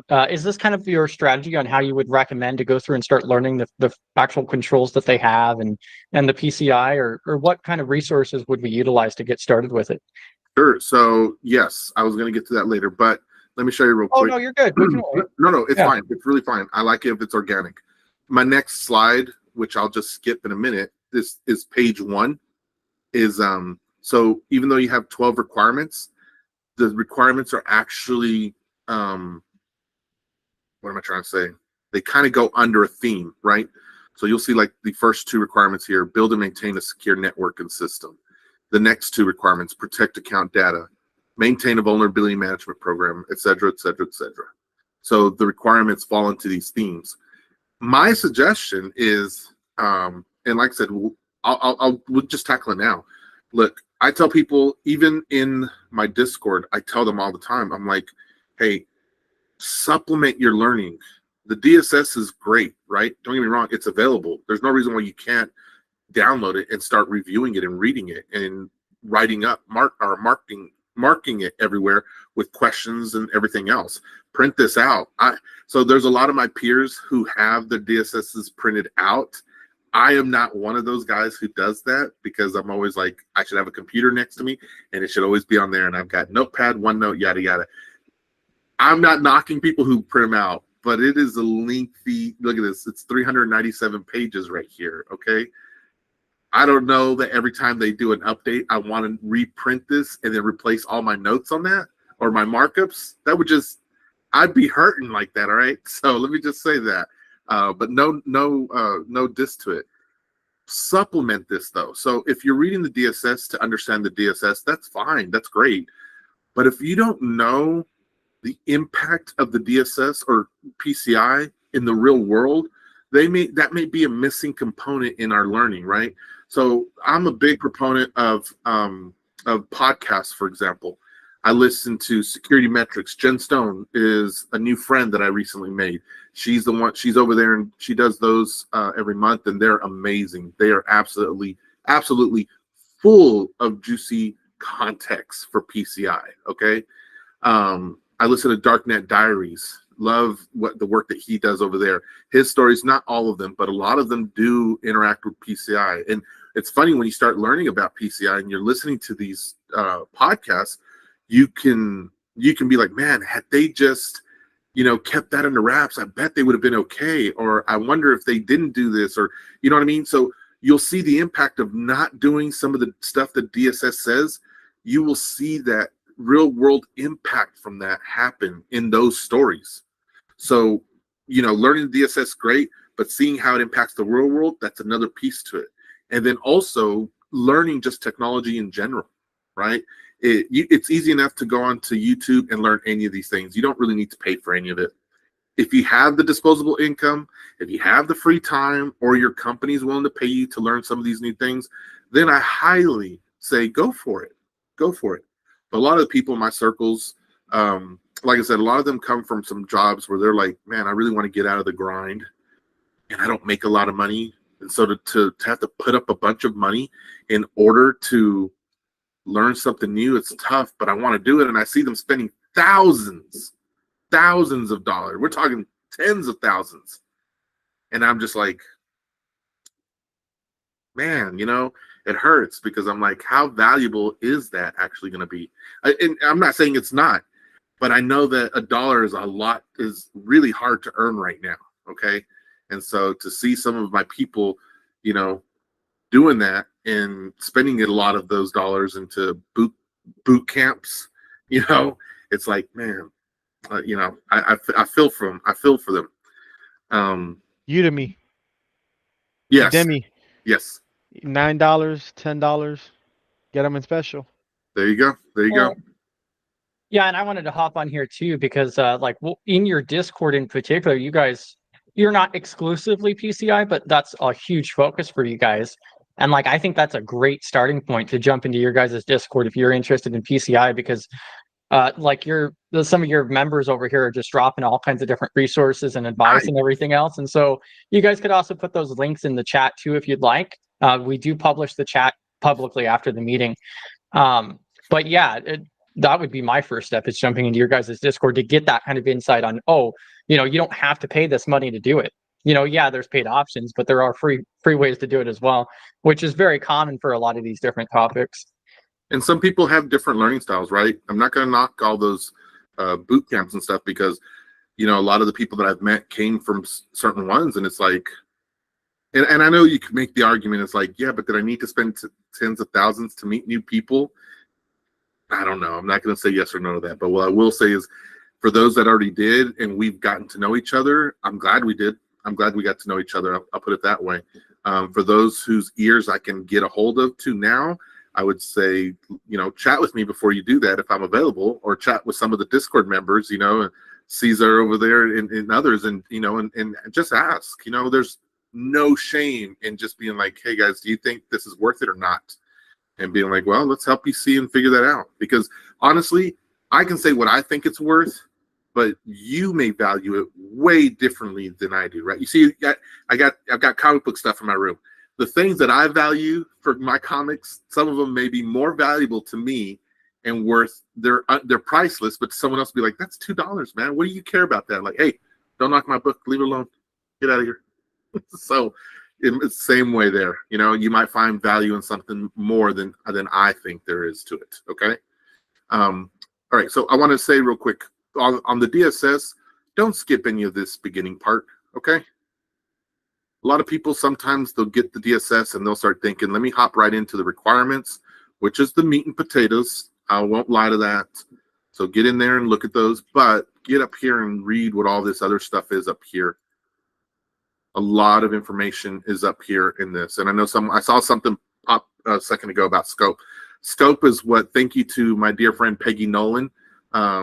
She has helped me see that requirement 0 is scope. And every organization that is, if you're a QSA or readiness organization, you should have a special package for organizations to purchase that is scope. Because without scope, nothing happens without scope, okay? And we'll get to that more later. But just know, nothing PCI is going to be possibly remote. Nothing in PCI is remotely easy. If you don't have scope defined, well, heck, I'm serious, man. You are just like in a world of hurt if you think you can do PCI assessment without scope. You're in a lot of pain coming soon. I promise you that. Do not sit there and be like, but hi, man, they're willing to pay me this and I just need to start tackling it. It's be like, well, then good luck to you. I'll see you here in a few months, or honestly in a few days, when you realize you don't have a grasp on this because you don't have scope. Scope has to be done before you move on to the rest of the requirements. It has to. It has to. And I don't, I meet people who are like, are you sure? Or, they're not as sold out to that idea. But then you meet the professionals and the people who've been doing this for years and years and who successfully do it. The first thing they're all going to tell you is, well, what's the scope? The first thing. And you can't get around it in any kind of nice roundabout way. You just got to tackle it head on and be like, look, I need to know what's in scope and what's out of scope, because that's how all this works. And I can explain that more later, but just want y'all to know that. I know for my any of my PCI professionals watching, I know if they're going to be like, if he doesn't mention how important scope is, I'm gonna razz that guy later. So, and again, going there with the high level. All right, so that's the DSS. With the DSS, like I said, this. Oh, okay. Sungo, I'm so sorry. What's your question? Thank you, David. No problem. I have all the patience in the world, I tell you. Awesome. I appreciate that. I need it. I have 2 questions. First question is for Christopher. Chris, you had sent a PCI project linked in the chat. Is that for 3.2.1 or version 4.0 in PCI? 4.0. Yeah, the one that I put in there was the 4.0 one, the latest one right off the website. Yep. Okay, cool. Okay, thank you. And Jamie, a question for you is that now that Capital One is looking to acquire Discover, are they going to be a part of the PCI Council? Yes, absolutely, without a doubt. The council doesn't exist without the major brands out there, the major card carriers, right? And so now that Capital One is technically the new major card brand, yes, they're going to have to be a place. They bought Discover. I would imagine with that comes the seat at the table. Okay, thank you so much. You bet. Professor Black Ops, what's up? Oh, not much. Just real quick, from the scope perspective, everybody I worked with, we try to keep the PCI scope as small as we can to keep that as I guess as quick or less intrusive. What's your thoughts on that? So that's I agree wholeheartedly. Okay. Look, you got it. There's several layers to this, right? It's like an onion. There's several layers to the idea of keeping scope small, right? We're not saying keep scope small just because it's a great idea or anything. Keeping scope small means a reduced cost also to the organization. And I'm not looking at this as the organization from me being the outside perspective, but even if I was internally, it'd be about how can we keep the budget small. Now, let me also put this out there. If you're in the area where you're influencing the budget on any level, when it comes to PCI, like there's no cheap option to it. It's just going to cost. But there is a way to manage the money smarter, right? And that is by doing the scope. Get the scope done. Look, if you're in a position where you have influence over that, hire a readiness company to come in and help you, or hire an individual who has experience with PCI to come in and help get that scope done. Because if it's imagine it like this: when you look at the night sky, you aim a telescope up there. The larger the telescope is to grab a portion of the night sky, the more insane it is that you have to go through each of those little pieces to look at all the different stars. It's enormous. But if you can make that scope smaller, well, you've probably millions of other stars you've thrown out, and now it's smaller. Now you still got to go through millions and billions, but the scope is significantly smaller. Maybe that wasn't a good analogy to use, but I think you get the idea. So in the sense, when you're looking at the organization, if you can make sure that you limit the scope to what is necessary, that's going to help out. Now, and let's talk about this. So what does scope mean in these organizations? We talked earlier about how if you accept, process, store, transmit credit card data, that's what's in scope. Okay, there's no way around that. But I've had organizations where it's like, dear God, I've had to fill out a SAC-D, which is the closest thing to the ROC as you can get for filling out self-assessment questionnaires. I've had an organization who's like, oh man, I've looked at it first head on and I'm like, I know I'm going to have to do a SAC-D here, and that's insane. And but then we start working on it, and I realized that they have a third-party service provider that has it took their entire cardholder data environment off-prem, and it was like, oh, thank the God in heaven. Because now instead of that 6 month, $500,000 marker that I told you about earlier, I've got in 400 controls, I've got 300 of those controls knocked down. Now I only have to worry about 100 of those controls, and I can probably do this in, let me see, if I had to say 120 hours probably, so 2 months probably of part-time work in that.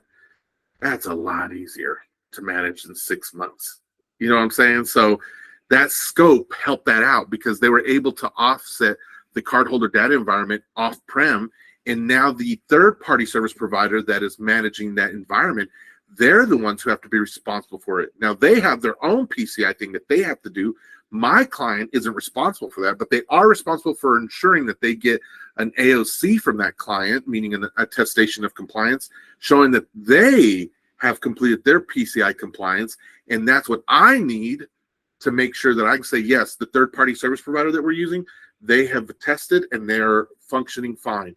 And so now it's like, okay, we just got to knock these 100 controls out, and we are just, man, let me tell you, that is smooth sailing when you get when scope is down that way. And other things that affect scope, what I want you to think of is, like, for example, think of computers. All the computers in an organization potentially could be in scope.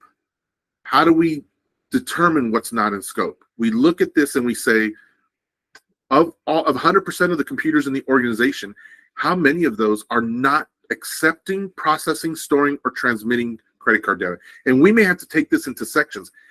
Of that 100%, how many of them don't do all four? This amount? Okay, great. Now those computers are out of scope. So out of 100, we just got it down now to 50. Okay, how many of them do 3 of those, 2 of those, only 1 of those? So now we can section off, and now it's a possibility to say, okay, instead of doing a SAC-D, if I have if I have X amount of computers that do accepting, processing, storing, or transmitting, I can now only do, or not only, I now have the option of saying, well, maybe these first two groups of computers up here, I only have to do a SAC A for that. That's easy. Okay. Maybe for these next two down here, I only need to do a SAC P to P for those. Okay, now let me do those and let me handle it that way. And now your world has gotten a lot more simpler, even though it seems like there's more work to do. From a compliance standpoint, it's like, oh my gosh, like you feel like those years just kind of lifted off your shoulders, if that makes sense. You're kind of like, okay, it seems like a lot of work, but this is a lot more manageable dealing with, 20% of the computers than 100% we were originally going to have to deal with. So I know there's a lot of talking. I got excited there because the idea of getting a client when you see from afar that looks intense like that, and then you start going through the minutia and you realize, oh, okay, like I'm not going to lose as much hair on this one this time. I think it's a great discussion. I was going to ask if Chef wanted to just mention a little bit about that acquisition. They did have their hand up a minute ago. You're muted, Chef. Chef gone. Maybe they stepped away. Oh. If you want to type it in, Chef, I'm sorry. My apologies for not catching that. Oh, he's at work. He's at work. Yeah, he's cool. Okay. Chef must, Oh yeah, not a problem, Chef. Yeah, you can put it in chat if you wanted, and we could relay it. yeah. I have a VC so that just moved out to Australia. She's fantastic. She's amazing. I have some videos up on my YouTube. She's in there. Anyway, I'm not going to go down that road right now. Okay, so here are some of the high level suggestions that I have for those of you who are wanting to get into the work of PCI, right? So with this, I would say, we mentioned it earlier about checking out the Security Standards Council. That's where you're going to find a plethora of the DSS, of the PCI knowledge. It's all going to be there. I would even suggest that instead of taking a boot camp for PCI, they offer some training that you get with certification on there that is significantly cheaper than some of the boot camps that are out there, okay? If certification is your thing, you can see my name. I don't have a lot of certifications in my name, but I got in early in the game, and like I said, it's not that I knock them or praise them as high. I think in my world, what my suggestions are when it comes to certification is, do you have the disposable income? Do you have the available time? Is the certification free? If those three questions are within acceptable realms for you, then grab the certification. That's fine. I'm not knocking it at all. I have seen this. I've seen a rat race where people are like, hey, I'm just going to go grab as many certifications as I can. And what I understand from a lot of CISOs that I speak to and professionals in the world, it's like sometimes they can see that. A lot of them actually can. They can see when you've grabbed a bunch of certifications. They don't see anything in your job history that actually has used it or where it applies. And so they're like, are you really skilled in these certifications that you got? And so what I tell people outside of those three things is like, just make sure what journey you want to be on and then go for that. So that way it matches. That way your story looks more complete.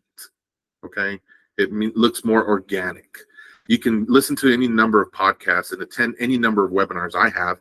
And I feel like I hear the same thing from these CISOs and professionals and hiring managers. Is they can tell when these people they come on board, they look great on paper, but then in 2 weeks' time or 2 months' time, they're gone because they didn't really know the work. They really didn't understand it all. Okay. I saw something pop up real quick. I think that was Chef, wasn't it? Yep. So Chef over here did drop in chat. So basically the payment brands, Visa, Amex, MasterCard, JCB, and Discover control the council. Since Capital One bought Discover, just like we were wondering. So what they're considering is Capital One bought Discover, but they're going to keep the name Discover on the council. So, and that's from a QSA. Discover name will still be the name on the council. Yeah, so it sounds like Capital One bought Discover, but they're going to just keep the name, at least on the council level. That's probably just to make it easier so they don't have to update everything or otherwise. Right. So at some point they'll probably change it, what but it sounds like. At the end of the day, I'm not sure how it would impact them yet, unless they were like, hey, we want to shake things up pretty majorly. But honestly, the PCI, the standards, they're helpful. They may not be the best, but they are the most basic. And, it counts for something. It counts for something. Shungo, go ahead. Yes, sir. Question: since there's so many third-party service providers for PCI, wouldn't that be a great start for someone who's looking to get their feet wet? What do you think? Tell me more. Like, what? Give me an example. Like getting a job. Like if someone, did an internship. This is just a hypothetical. Did an internship at your company, another company, and so many companies do third-party PCI provide services. Wouldn't it be a good start for them to get a job? Well, I will say it depends, right? I'm not here to knock certain people down for anything. So I think if I know a guy who he's working in PCI, but specifically for a third-party service provider that deals with the AV scans, right? That's certainly a good idea. And if the opportunity arises for you and you can take advantage of it, I would say go for it. Why not? Especially if you're not in the field, you're wanting to, the hardest part is getting into the field anywhere. And then once you're in, you can usually gain momentum from that. So if that's where opportunities has brought you to, go ahead and take it and go for it. The challenge with that, PCI is giant. And so if you're only focusing in, for example, on the AV scans, what about everything else? And you can still supplement with learning and things like this. That's true. But if you don't, let's say there was a readiness position somewhere. If you can get on that one, though, my advice would be totally go for that from a PCI perspective, right? Go for the one where you can learn everything. Because even once you're in there, there's still specialty. I'm not good with network data diagrams. And so a lot of times I tell my clients off the bat, I do not do those.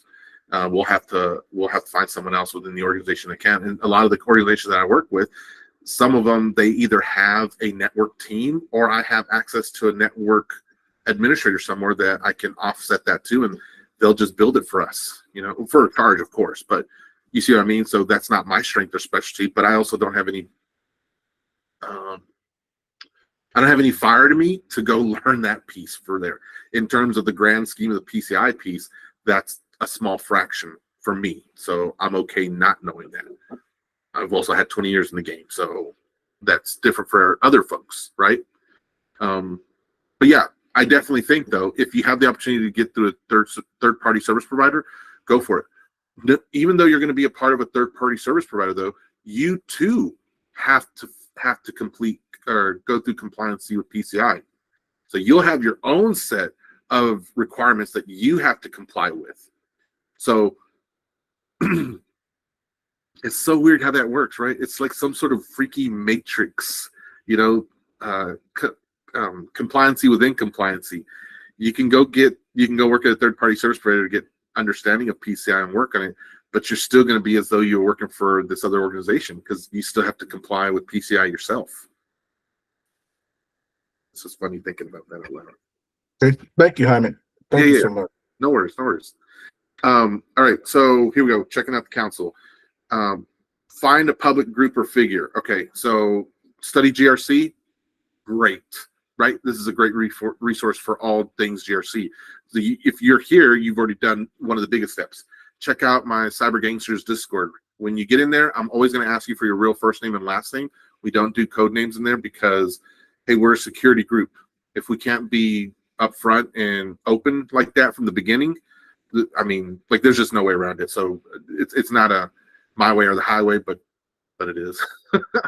So we do want real first names and last names because we are security professionals and we are going to carry that within the Discord. And with that, we're just, I ask for just common decency to each other. Just everyone, we're all here to learn. We're not here to dish or trash on others, and there hasn't been. So I'm really not going to spend a lot of time on that. But I will ask you for your real first name and last name when you join so that I can give you access to all the channels. Look for people on LinkedIn who you like and follow them. And don't be afraid to message them separately and ask them, hey, I just want to be in your circle and, bounce ideas off you, ask questions to. I did that to this one guy, and I don't even know how, it's just so weird, but he ends up being one of the men on the security council. Had no idea. So it was like, oh, wow. Okay. So, and now he's in my Discord. That was so funny. And then today I talked to another one who I was chatting with her, and I was like, I'm just a big fan of yours. And then I found out she was on the security council too. And I was like, oh my gosh, I can see how that happens. And so anyway, check out some podcasts. We talked about that. Read LinkedIn posts. And guys, if you're doing those LinkedIn posts where you're having AI write for you, just stop. Just stop right now, please. Those things are gross. They look gross. They look nasty. In the ever changing field of cybersecurity, yeah, I'm like, okay, I'm not going to read this anymore. But keep it organic. Keep learning. Always learn. There's stuff out there. Build your brand. If you're not building your brand, I'm not going to say it could harm you from getting hired, but it definitely can help you, right? So you want to make sure that you're building a name for yourself out there, wherever it is, whether it's YouTube, whether it's LinkedIn, whether it's in your communities, in your circles, wherever it is, build your brand. And if you don't know what a brand is, talk to someone like Christopher, Cesar, or myself, or others that you know, okay? We can help you understand what building your brand means. Understand contracts and job market. Now, here's one that I always go through with my people, because being from the blue-collar type work, for example, contract world I haven't seen people who worked in that world.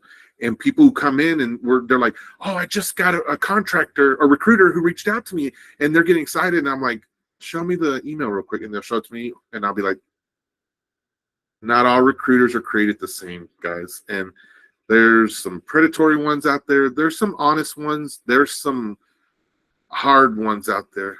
Oh, sorry. There's some, give me a second. Where did it go? There we go. I didn't know how that happened. But just know that the market out there works differently, right? When you're getting contracts to do work from recruiters, there's a lot involved in that, guys. Like, you may have a W-2, right? But you may not get PTO, or you may not get a W-2, and you're responsible for your own taxes. Some organizations treat contract workers like second-rate citizens, for example. Some don't. There is a whole other realm out there. PBO's wait list. Okay. Tell me about that later. But getting a good understanding of how to talk to recruiters and the differences that there are, I list them into categories. I have like my gold, my silver, bronze. That's kind of how I put my recruiters in. And I will just to give you the best scenario, gold. If you have a recruiter that has a connection to the direct hiring manager, like that's the ultimate recruiter right there. That's the one you want to work with. But if you're working with a recruiter who doesn't have access to the hiring manager, they're going to fall under silver or bronze. Doesn't say not to give them respect or not treat them right. You're probably not going to get as much traction with those. Okay. Yeah, Professor, go for it. Now, like you said, be real careful on them 1099s, man. I had some 1099s. My tax bill for 1 year was 60 grand. Now, I made a shitload of money, but I had to get on a payment plan with Uncle Sam. I'm gonna be transparent. You got to be careful. So reach out. I think it's a little better on Google now. You can Google stuff like that. So be careful with those 1099s. Like you said, a lot of stuff your employer pays half. You have to get your own health insurance, and depending on your age, health insurance can be super high when you're all like me. But yeah, be careful on those 1099s. He's correct. Rank those. But like I said, I think I had to pay a tax bill of 60 grand 1 year. But I made a shitload of money, but you gotta be careful with that. Yeah. And if you just ask in your communities, everyone, just in my Discord, for example, people ask all the time, and I hold regular, well, I won't say regular anymore, but semi-regular meets like this, and I usually will just have lessons for folks. And I'm like, I'm just sharing information. I'm not one to gatekeep. I don't like hoarding information. And if it helps others, I'm one that can cheer for others. Even if I'm not in a spot where I'm getting for me, I can still cheer for others happily and excitedly. And so just ask, folks, just ask. Yalamed, what's your question? Hey, Jaime, how are we doing tonight? So, you were saying that you rank your recruiters in, gold, silver, bronze. How are you vetting that? How is that working out? Are you reaching out like just openly and starting that conversation, or is it more of someone who knows someone who just happens to be a recruiter? It's a little bit of that, but once you've been in the game for a while, you start noticing some certain things, and I do not want to say the main thing that's at the top of my mind because it just sounds horrible. And in the day of social media, it's not something, and I'm not meaning it to sound that way, but you just notice that you get certain types of people that reach out to you sometimes, and those usually fall in bronze because first, they don't have the hiring manager's ear, and two, I usually get a ton of emails for a position that just comes available, and they're all for the same job, but from a bunch of different people. And then I notice that when I talk to them, sometimes they don't understand me very well, and I'm like, I feel like I'm asking just the regular question. When are they looking to staff the position? And so you just start knowing, Yalamed, is that they don't match some things, and I would be happy to speak with you one-on-one and tell you that. Okay, I say gatekeep earlier, right? And it sounds like that's what I'm doing. I'm absolutely not, and I know some of you are shaking your head. You know what I'm talking about, but look, I said predatory, and that's because sometimes it's disgusting. These recruiters who will reach out to you and make you feel like you are somewhat of a big shot, but then all of a sudden, then they just ghost you. Yeah, and it's 100%. I just want to kick them in their butts. Like, seriously. Waste of time. It's such a waste of time. It's such a waste of time, man. So it's shameful on them. It's shameful on them. And, do people some honest decency and respect and talk to them and let them know, hey, we've got another candidate already, or we can't fill it, sorry, or something like that. But to just leave you ghosted like that. And guys, if they're calling you 500 times an hour after you told them that you're interested, cut them loose. I know it feels contradictory to be like, yeah, but they're actually reaching out to me. They want me. No, they don't. And we could talk about that later because there's a whole, I regularly do Discord meets on that specific topic because it's so predatory in my opinion. So we will just keep an eye on that. I'll probably do one here soon now that we're talking about it so that I can reshare the lesson with everyone. Okay, so I'll put up in the Discord. Yalamed, help me out. Yalamed. Okay, thank you. Shungo, was that all? Okay. Yes. All right. Okay, good. Shungo, what's your question? Yes, Jaime. PCI DSS is a special niche in cybersecurity, a special cybersecurity framework. And you have so many other cybersecurity frameworks like CIS controls, NIST, ISO, things of that nature. From a scale of 1 to 10, how would you rank PCI DSS as a environmental security framework? Can you qualify that a little bit more for me? Add another layer on that for me, like if when it comes to your security in your organization, right, and you implement PCI. Oh, okay. Along with other frameworks, how would you rank PCI from a scale of 1 to 10? With 10 being what? The highest. Oh, okay. It's so funny. I want to say both 10 and 1 at the same time. If you've been around, it makes sense, but so let me qualify that better. And I'm not laughing at you, okay? It's really the way that the security standards are, right, in comparison with other methodologies. So, for example, remember at the beginning when I said that this is a basic security standard. So their thing here is not we're trying to do what's the best or what's the most. We're trying to give you a basic protection. Yeah.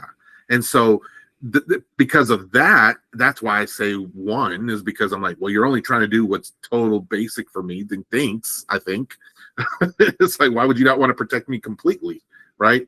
But we know from that standpoint that the most advanced, the most tightest security can still be compromised. Why? Because people make all the best efforts that we can possibly throw at protecting an organization. They make it have squeaky wheels and leaky leaks, okay? And not because they don't want to. It's for the lack of trying, or it's for effort of trying that happens. It just happens, man. It just happens. And so I say highest though, because I do think that while it's a niche security, that there's a lot of controls in there. 400 controls. It's insane, right? And I'm not saying that it's the fewest controls that even on the higher end or anything like that. I'm just saying as its own standard to have 400 controls. And they only added more this we're on version 4.0.1 right now, and they're just too many. So yeah.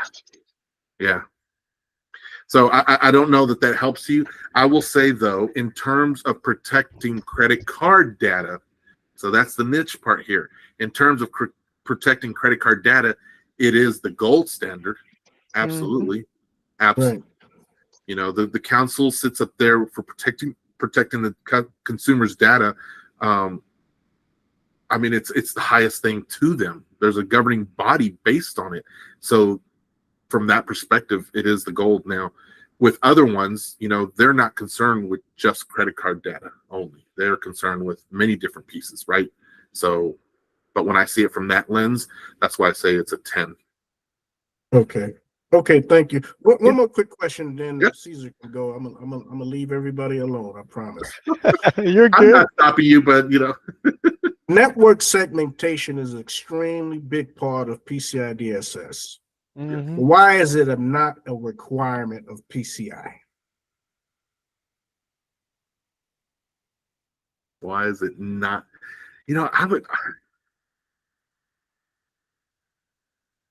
That almost sounds like that's a great question for the council. I'm sure they have a support email. Jamie's not talking. That's you don't want to bite the hand that feeds you in a way, you know what I mean? So, but look, segmentation it can be critical, right? Look, hey, if you're an organization that can spend the money for me to go out there and validate the entirety of your organization, meaning your scope, well, then just pay me. I'll do it. Fine. Let's go. Let's roll. But if you're an organization that's concerned with cost, segmentation is in your best cost interest. And if you're an organization that's that large, like it also just kind of boggles my mind why you wouldn't segment some of this stuff. Like, it just doesn't make sense. But you know what? Places do stranger things, right? So I'm in the house of segmentation should be a must. It should be. Guard that credit card data away from everything else, as at least in the basic, with that in mind, right? Could it be? Yes. I'm sorry. Yeah. So segmentation, it should be done. You can't force an organization to do it. You absolutely can't do that. But you can do what you can do. So as an assessor, either as an assessor or as the readiness, you can be like, you can just ask it, and if it's not, move on to the next thing and be like, okay, well, we got to do it all, and then if it's not, if you can segment it, then call us when you're done. But timing may be a factor. Cost is always the factor in these projects, man. And segmentation is potentially just another project for the organization to do. In that sense, it's like, okay, we're gonna have to do everything then. And in terms of filling out or validating the PCI, your SAC or your ROC, there's some things where, like, I'm going to have to just do everything, right? So, for example, in network segmentation, we were talking earlier about how, taking an example of those 100 computers and then looking at the pieces that deal with those 4 aspects of PCI. and we can get it smaller and smaller. That's kind of what segmentation does, right? It takes those computers and the ones that aren't even associated with cardholder data information, it limits those down further for us automatically. So in that case, my sampling is taken from that area. But if you don't choose to network your or segment your network for whatever reasons, I'm not judging. You can't or you don't. I've got to take a sampling from this now. And that means that I'm going to get I'm going to sample computers that don't touch the data, but can touch the data. And that's just, I hate to say it's a waste of time, but I don't quite know what I'm trying to say in that sense, but you know, it's a waste of resources in a sense, Okay. Thank you. Yeah. All right. Contracts, job market, become a master, be confident, practice. These last three down here, I want to just, let me tell you something. I mean, a lot of people who are very concerned when they're getting into PCI of memorizing, right? And I tell people master, not memorize. Master and memorization are two completely different things. I sit here today to you as a self-proclaimed master of PCI, but I will tell you, I do not have 100% of the controls memorized. I don't. But you don't need to have the DSS memorized to be a master of it. You don't. And with that comes the confidence of knowing that. And there are times when my clients ask me questions and I have to be like, I don't know the answer, but I'm going to go find it and bring it back to you. That's where I feel more of the master. In this current day and age, memorization is not master. Master is how do you get the information? That's the mastership right there. That's what it's telling me, because I don't expect for anyone to have everything memorized of all the different things that they're specialists in. But if you can tell me, if you can tell me where you're getting the information from, so like, you know, I've interviewed people in PCI, for example, is if they tell me where to get their information, if I know that they're using the council, for example, as their source of information, well, great. That's the main thing I wanted to hear. As long as you're using that as your source, then I don't have to doubt the information that you're providing coming from Joe Schmo or, you know, somewhere else. As long as I know where that level your source is, I just need to know that I can rely on you to get that information for me from there instead of me having to go get it. So I'm reading some of these comments. So yeah, so one of the things I wanted to mention is, so Gil on YouTube was asking, how do you rate 1 to 10? I believe that's in regards to the recruiters. Like, do you have, like, could you talk a little bit about the scale that you use? Let me see. Is it really predetermined, or is it just kind of like? No. So for me, it's like this automatic thing now. And like I said, so for those of us who were shaking our heads earlier, who understood that part, we know what some of those things are. There are, and I do not want to say it because it sounds terrible. Don't say it. Like terrible human being. Don't say it. Thank you, Professor. I'm not going to say it, but I will say what my gold level. I will say what my gold level has, because that seems to be consistent enough and reliable enough. So when I say that, and it's easy enough to ask the recruiter, do you have a connection to the hiring manager? Do you have the power to put my resume in front of the hiring manager? If the answer is yes, you're the gold tier now. Now I will spend time for you. I will make sure I am carving time out of my schedule for you. Any requests you have, I'm dropping what I have to get it for you. I'm going to send you some cookies afterwards, because that means you have the potential to influence my life. And I'm going to treat that with some major respect. We like to say in my house, we're going to put some spec on that. You hear what I'm saying? And so that's what's going to happen over here. That is the gold level right there. So you can ask those questions and they will tell you. If the answer is no, well, they're below gold level. It doesn't mean I ignore them. It just means they don't have the hiring manager's ear. That's gold. Yeah, I think that's a good way to put it. And I think that there's multiple different levels that you could go with it. I think really going on your gut feeling, you know, does it look like it's phishing?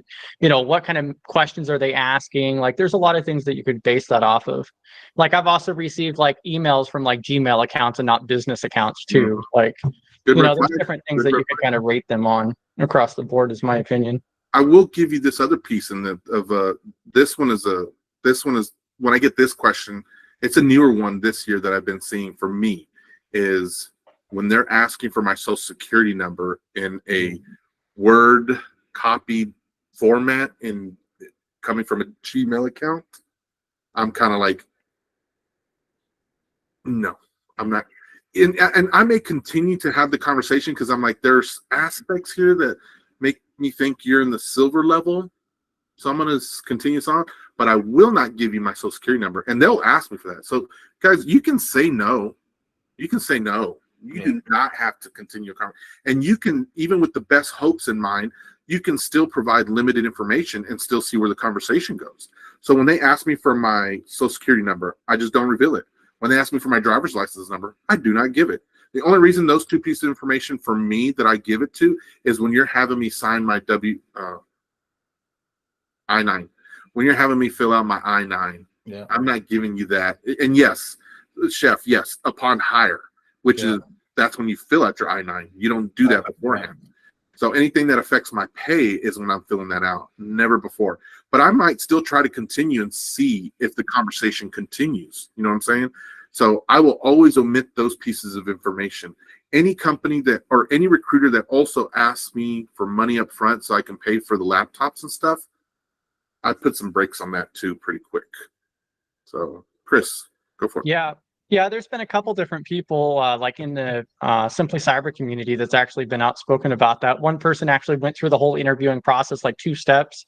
And then after they filled out all the paperwork, which was all fraudulent after the fact, they realized that they filled out their I-9 and everything else. And then they turned around and was like, oh yeah, we need $1,500 so you could order your laptop.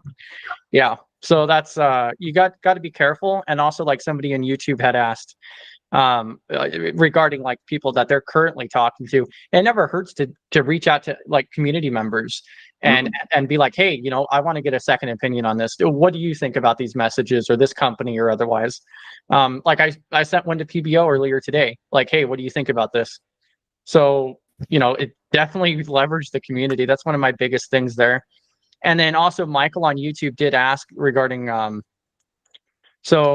believe network segmentation is as important as not a requirement. Organizations should endeavor to enforce it. So it's not a requirement, but it should be enforced, is what Michael was saying. And then also, it is a good idea to go beyond the minimum requirement and standards, right? Yes. Yeah, I mean, that's the key thing. It's all baseline. Absolutely. Yeah. Absolutely. If you know, going back to the password piece earlier, you know, just because it's an easy example, 12 is the minimum. 12 is what PCI is asking for. But if you're doing 16 or 32, you're still going to pass PCI, and it's not wrong to do that. So you're still in the clear. You know, it's just the minimum basic that PCI is asking for there. Cesar, what's your question? You're on mute. Come on, Cesar. There you go. I'm sorry. I'm sorry. I even thought I had my hands up probably 5 minutes ago. But my question is actually going back. You said that when Shango asked you for the question how you rate the framework, basically 1 because you said a standard and 10 because it deals with credit card. My question is for dealing with number 1, with what framework would you map PCI so it can actually whatever PCI is not good at, the other framework will go right ahead and help it out. I see what you mean. So I don't know that I have the answer that you're looking for exactly, but let me tell you this. The council, and actually all security frameworks, not just the council, each of them put out a mapping tool or a map, right? So you can see, for example, you can see PCI mapped out to NIST or any of the other security frameworks, and you can see where in their frameworks these requirements match up to. And then you can see what's left over, actually. You can be like, oh, okay, so there's still more to do in this framework and this one, et cetera, et cetera. Correct. And so that's kind of why I also say it's like, you know, when PCI is addressed only on the credit card data, that's why I say it's pretty exhaustive on that. But NIST and all those other guys, like they're probably not as concerned with credit card data as they are just with company data. Yep. Right. And so, and there's something to be said about that. Like that's important too. My niche PCI though, you know, I'm looking at consumer information, data, credit card information specifically. This week we did we finished a project. It was 4 Mondays, for basically a full month that we did a project basically mapping PCI 4.0.1, and we mapped it with CSF 2.0. Just because you can actually custom, I mean, it complements. They complement each other. Whatever PCI doesn't do, CSF takes over. I know PBO 53, but 53 is too long, too expensive, and just too big. I disagree.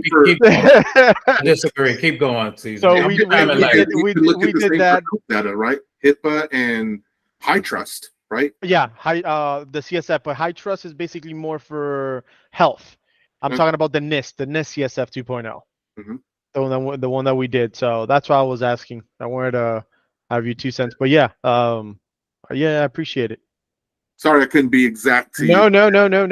You answered the question. You answered the question. Yeah, a lot of my expertise and a lot of my concerns, but you know what? It was in those formative years, man. Like I said, those mom and pop places that were getting shut down, it really hurt, man.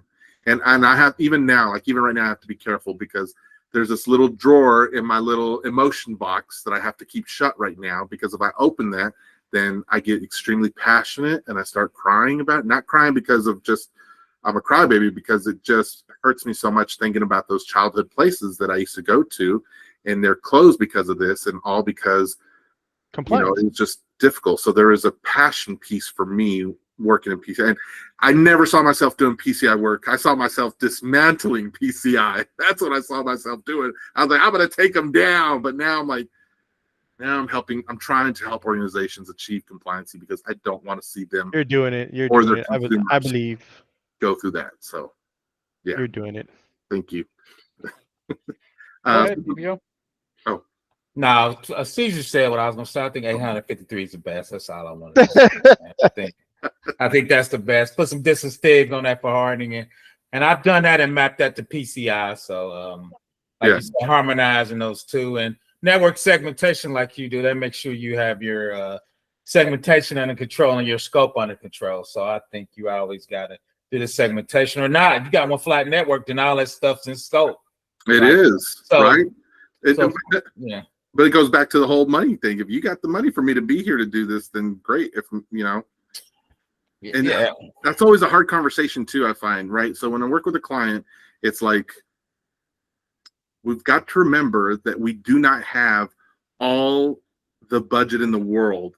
Right. So we can't keep meeting and not addressing the things that I need to address. And I get it can be easy to talk about everything, but we just don't have that amount of money for us to do this. I don't have a 6 month, and I'm a one shop guy. So you've only got me, and you're not paying me for 6 months worth of my time. Right. So Chris, what's up? So one question I had is that you had mentioned, so when we were talking about like doing the bare minimum or otherwise, like when you talk about PCI, what are some of the other frameworks that you would say are most common that other companies already have that they pair with PCI? Like, what else do you see them going above and beyond PCI on? That's hard to say, because you know, my head or my work keeps me in PCI. I will say I've seen them talk about NIST. In my past, we've done NIST in other companies that I worked at. So we did NIST. There was I did some of the work with HIPAA and high trust. That's how I knew those two. I've seen a lot more work in high trust lately, though. I will say this year I've seen a significant increase in my viewing, in my scope, when it comes to security. High trust has really taken a center stage, honestly. And I don't know why that is. I don't know if my community just kind of grew to include those people in there more, or if something else happened to make that be more observable, you know, in my scope of things. But it's weird that I do feel like I'm seeing high trust a lot more than I ever have before, for whatever reason. So I think for this year, and that answer may change next year, I will say for this year, I've seen a lot of high trust. Yeah. You think that's because a all the clients I work for, all of a sudden they figured out we're taking credit cards, right? So we had to be PCI compliant.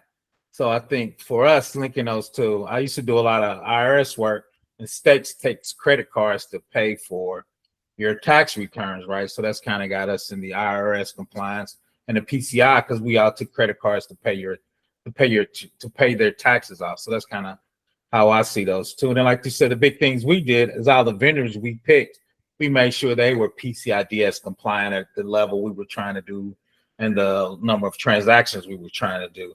And like we said, then how we hold the credit cards, try to keep that small. Then the third party in our little segment where we keep that on was in scope. So that's kind of how we did it from a credit card perspective.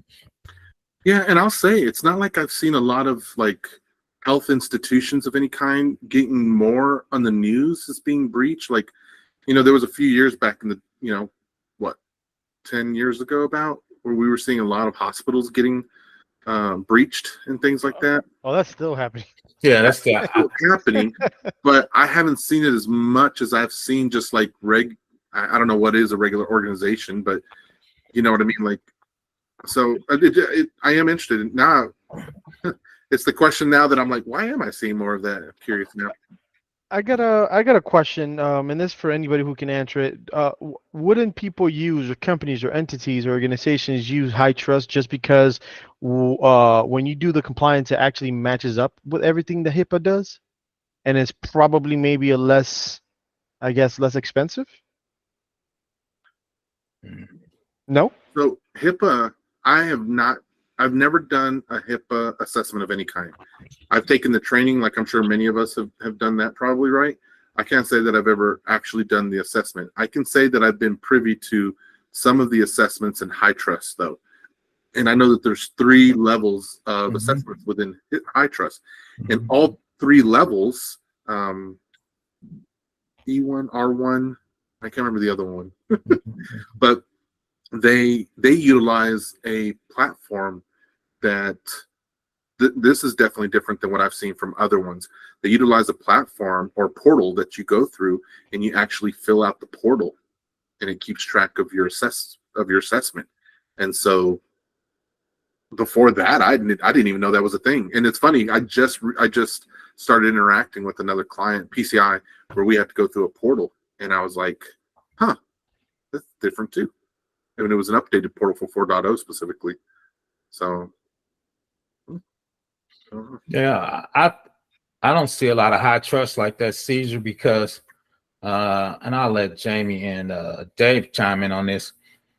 People usually try to do the minimum bar they can get away with, right? Yeah, because it's money. It's right. money. So high trust is kind of a high bar. So people just don't sign up to pay extra money. I'll let Javi chime in. So that's why I don't think you see HIPAA or high trust. Most people do NIST, CSF, or even 800-53. They have and I tell this all the time, they have a government oversight that says you have to do X. That's why they do it. People don't volunteer to spend money. What's your thoughts on that, Jamie? I think you're right there. Every organization is looking to hold as much of their pennies as they possibly can, right? They don't want to volunteer that money away. And we know this because when you do the assessments that you have signed up for, and you have to budge on that budget to be like, oh my gosh, you just forgot about a data center that was out in Nevada, and now we got to deal with that. That's not an easy feat, man. That's going to be at least a month more of data collecting, validation, verification, interviews, et cetera, and you're the one that forgot it. I asked, and this is why scoping is important. This is why I asked for this information in the beginning. This is why I wanted to go through it. When we don't go through that scope in the beginning, finding that off-centered data center somewhere, that's what happens. And it's because not you as the assessor, but I would say the stakeholder maybe. This is the problem that I have with stakeholders. In the beginning, it's hard to have that confidence, right? But when that stakeholder pushes back on you and they're like, no, just trust me. That's all there is. That's all you need to worry about. It's like, I hear you say that, but I need to see that on paper, brother. Yeah, I need to see. Oh, might need a reboot. Yeah, I do it's like that lagging a picture. little bit there. He goes again. He always freezes. Yeah. Well, I just don't know why. yeah, just to comment on what he said is that's why a lot of times in the kickoff meeting, even though you give scope, the IRS goes over the scope with you again. And I interviewed some internal people, and this one programmer, I talked to her 2 days before. The next day, she's adding stuff to scope. And I'm looking at her like, we just had this conversation. And my boss is looking at me. I'm like, you were in a meeting when I asked Oh you. yeah, you were talking so, about that yesterday. Yeah. So even you, when you do a kickoff meeting with them and they have it on design, and you just start, because a lot of times you notice stuff. Okay, there's no SFTP server here. We know we're moving files, so how are those files getting? Oh yeah, we're moving them. Like, well, that whole subnet now is in scope, right? Because you forgot to put your SFTP server or your web service call or your SOAP call, right? So where are those interconnections to the third party? That's when people start, like a whole data center comes up. So, but yeah, so but too, as a GRC person, before he comes in, you need to be figuring out what the scope is. Right. So you're going to be interviewing people like he's going to interview, because really your job is to make him come in quick, get it done, and cost less, right? Yep. You're in and out. Yeah. So that's why we do those internal assessments, so we can figure that. And we might say, hey, we need to take these PCs and put them on this VLAN to shrink the scope down, right? So there's different ways to do that. That's why you need to get your network, Caesar. No, I'm just playing. So you got to stay that VLAN, subnet, different things, VPNs. So how do you? There's so many of them, and you have operating systems you have to think about. Yeah. Like the API issues. Oh my God. Hey, Mike, why you ain't giving the presentation, Mike? We need you up in here on the next weekend, man. No, you don't need me. You have the best. Jaime is the best. All right, Eugene. Go ahead, Jaime. Jump back in there, man. Welcome back. No, you good. You good. Yeah, I think we're kind of in a general discussion now. So okay, yeah, you're good. Thank you for joining, Regine. Yeah, I do want to tell you. I mean, I appreciate you coming over here. You did a phenomenal job. I appreciate that. Phenomenal job. Enthusiasm, the passion that you have towards cybersecurity, but PCI. We can definitely see that. We can definitely see that. I appreciate you guys, because I've been talking about y'all with several folks recently, and I feel like it's a rare breed of folks that are like you, where you're putting yourself out there, right? Because a lot of people can see what you're doing and think it's easy for you to get out here and do this. They don't see a lot of the behind the scenes stuff, the planning, the organization, the reliance, and then what happens when we don't show up and you've got to, you've got to do what you got to do to make the show go on. And so I want to thank you for being of the same heart, mind, and soul of that, like sharing and giving to people freely and providing for folks, because we're here. Man, you guys are awesome at providing that. I think my hat's off to y'all.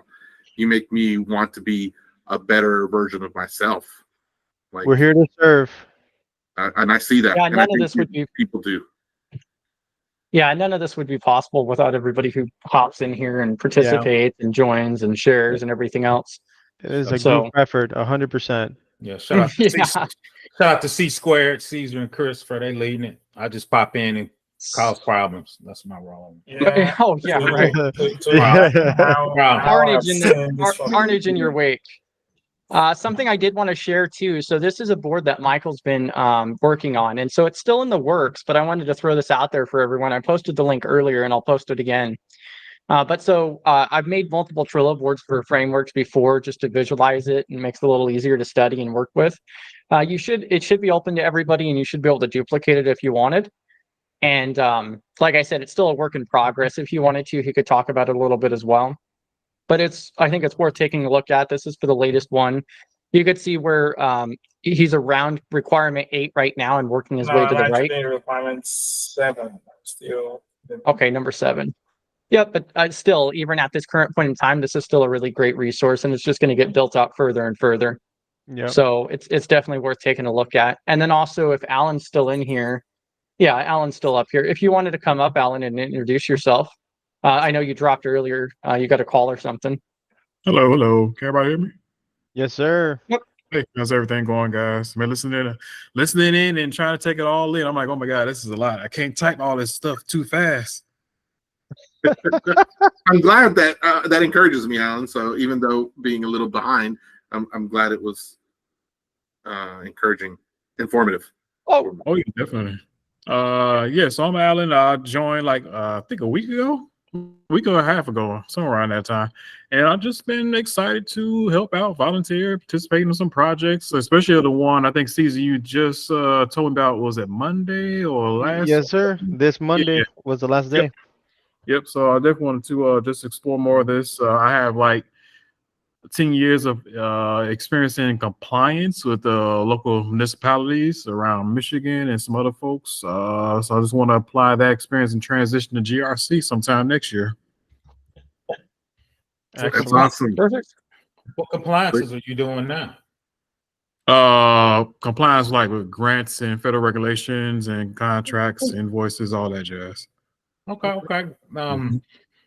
Yes, we would talk. Well, see, I think Caesar, Chris, we would talk about third party. That might be an easier way. Contracts with that third party assessments could be something maybe to get your toe in and kind of get rolling on that.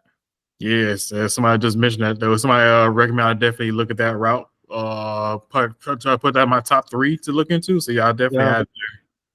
Look, I've seen what I'll tell you too, from my perspective on looking for jobs in this field, right? I didn't get to talk as much about this, but stay away from LinkedIn. First off, do not go by LinkedIn at all. If you're looking for LinkedIn for jobs, you're doing yourself a terrible disservice. Okay.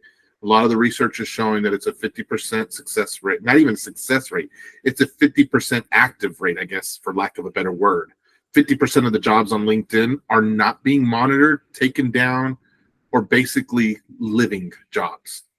Okay. So we're shooting ourselves in the foot if we're thinking LinkedIn is the place to get a job. Does that mean that you won't get a job through LinkedIn? No, that's not what I'm saying. I'm just saying is that if you look at 10 jobs, 5 of those jobs, no one's monitoring that job submission at all. So do yourself a favor and check out the other sites. I looked at LinkedIn, Dice, Upwork, Monster, even some of those other places, and put yourself out there. Do make your LinkedIn as hype as you can, though, too. So do keep your LinkedIn updated, active, and put that stuff on there. Just don't go for the jobs on LinkedIn. That's one of the pieces I'll say about it, right? PBO. What is PBO? I heard y'all say it earlier, Chris. That's Professor Black Ops. Yeah. Oh, okay. Yeah, PBO. Like 30 years in the industry.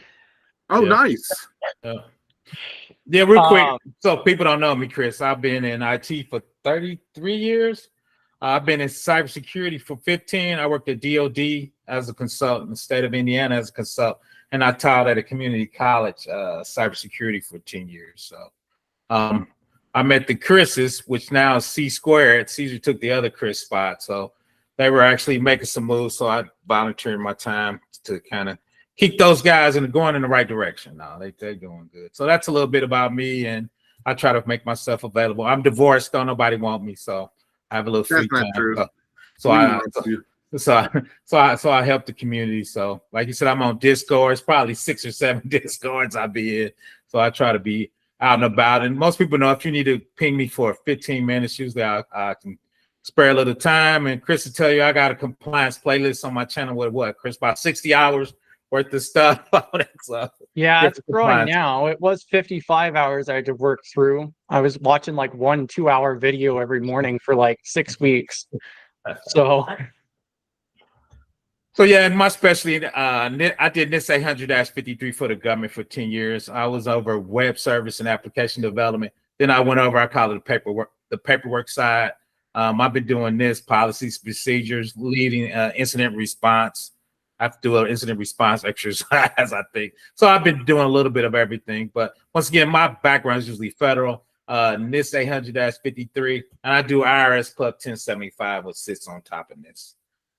NIST 800-53. That's kind of my bailiwick. And shout out to Chris. He puts my YouTube channel in there. Did you put my LinkedIn in there? I'll put my LinkedIn in there. Oh, no, I wasn't sure if you wanted to share that or not. Yeah, I know you had all those, like North Korea coming after you and stuff. Yeah, fine. Yeah, gonna drop my LinkedIn in there for me. So I publish my YouTube videos on my LinkedIn now, so it's kind of all up there. So it's all good. But once again, Jamie, I'm glad you came and dropped that PCI knowledge on us, and it was very informative. Very informative. I appreciate that. Thank you. Yeah, I think you did an amazing job. And also what I'll do is I'm going to go through and I'm going to clip out that portion for your presentation. And then if you wanted to, you could post it on your YouTube channel as well. Thank you. Yeah, Definitely. absolutely. You know what? And I had an exercise and everything all put up. So maybe another time, or I'll put it in the Discord for folks. I like to do exercises in there. So that'll be fun if you can do it live. Yeah, I'm open to it. So I'll we do, so when I do go live over on my side of the house, we'll do it usually on a Friday or Saturday night and get people together and come in. And so like last week we were looking at I told everyone, I said we can either look at the different SACs that are out there, or we can look at the requirements that are, so there's an interesting we're in this weird little time thing where in PCI we just switched over to 4.0 and there's some requirements. There's about 50 requirements that are best practices until March of 2025. 5/25. And so I was like, do we want to look at those? So these are two areas that I'm just personally studying. So with 4.0 being new, I'm trying to, continue learning myself. And so I was like, hey guys, do we want to learn this or this? And they're like, let's go with this. So we went and started learning about the requirements that are best practices until 2025. We didn't get past the first one. So we spent an hour munching on that, and it was fine, but it was good. It really was. We just have. Yeah, I was asking all the questions. That's why. Yeah, and that's okay, Mike. That's what that time is there for. Is that I don't want to pressure us to get past or move through it or whatever. It's like I'm okay doing this. So there's plenty of time. Yeah, and one of the biggest things I like about the Discord is you guys are constantly doing those different exercises for PCI too. You have a whole archive in your Discord. Yes. So, and I need to do better about it, but I'm like, oh, let me put this up and let me put this up and let me get this. And a lot of times there are questions, there's not a lot of times, there'll either be a question that I just had and I'm like, how would this apply? And then it's like, I'll just write it out. And then there's other times where someone has asked me a question. I'm like, hey, do you mind if I use that as an exercise? Omit all the pertinent information. They're like, yeah. So I'll do that. And then there's just in between stories I hear or see or a podcast, and I'm like, oh, maybe take this part of that out and just put that in there. Reddit also. Reddit has some great ones. People who ask questions about all kinds of compliancy on there, and I'll find some PCI ones every now and then. I'm like, okay, here we go. That's pretty cool. Yeah. That's pretty cool. Yeah, I have a quick question. Two questions. One for Caesar and one for Mr. Hymick here. Caesar, I would love to be a part of your risk management project. I missed Monday's meeting. How can I be a part of your project? I mean, if you look at the video, I actually posted the video on YouTube that I did today. It will break it down for you step by step. But to answer your question a little more direct, every single Monday, we're basically going. Last Monday was the last day for the mapping for PCI 4.0.1 with CSF 2.0. But you have the video. You can do the step by step. I know next Monday coming up, Chris is doing project himself as well. And then after he's done with that, we're going to come in with risk registry. When it comes up to that, we're just trying to keep as much projects as possible so we can give everybody here the opportunity to have hands-on knowledge, information, just to be knowledgeable. So when you do hit the field, you're at least sprinting, maybe not running, but you're sprinting at least. And if you're already in the field, you'll go back to the one-on-one, to the books. When it comes down to that. So you're always trying to, everybody here is always trying to get better at the exercises. So it's every Monday, but the video that I put there on YouTube will help you go step by step to finish this project. Nice. Yeah. And so I wanted to recap that a little bit. So yes, Caesar's going live every single Monday at 6 p.m. Central on his YouTube channel. I dropped a link to his YouTube channel. And so he's the project lead for the hands-on projects. A lot of us are assisting with that, and then we build the projects out and then publish it all publicly so anybody can follow it later on as well. And then we also provide community support inside of the Discord for those hands-on projects. So if you want to do the project 6 months from now, you'd still be able to. Anybody can join them, of course. I think the easiest way would be to join the Discord so you get notifications, but then also subscribe to his YouTube channel. And so the next 2 weeks, while Caesar plans out that risk register project that's going to be 3 or 4 weeks in length, I'm actually going to go over a open source software called CISO Assistant. So this following Monday, I'll go over the setup for it because it is a little technical. So I'll do a live stream on his channel because it runs off of Docker. So I'll go through the steps on how you could set that up on your local machine and get everything set up from the technical standpoint so you could run it locally. And then the following Monday, let's see, let me pull up the calendar real quick. So on the 16th is when I'll go through and we'll actually play with the tool itself. And it's a GRC tool that helps you with managing your policies, your compliance. It works with like 55 different frameworks. So it's a really neat tool. So and then after the 16th, then we'll start that risk register one. And just to follow back up with what Chris said, everything that we're doing is for your knowledge, hands-on projects, hands-on labs, whatever wording you want to use. Definitely use it on your resume. That's actual knowledge that you're actually getting. That tool that Chris is going to be doing next week is actually a GRC tool that, if I'm not mistaken, jobs do utilize. So that's actually going to go under skills, technology, how you use it. Chris is going to go right ahead and teach us how to deal with that in the next 2 or 3 Mondays.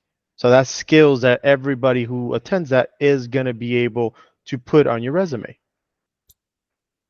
Okay, that's wonderful. Absolutely wonderful. Thank you, Chris and Caesar. And then also, like somebody had asked about like third party, for an example, like prepping the documents and questionnaire and that was Alan. Party if you were getting a vendor.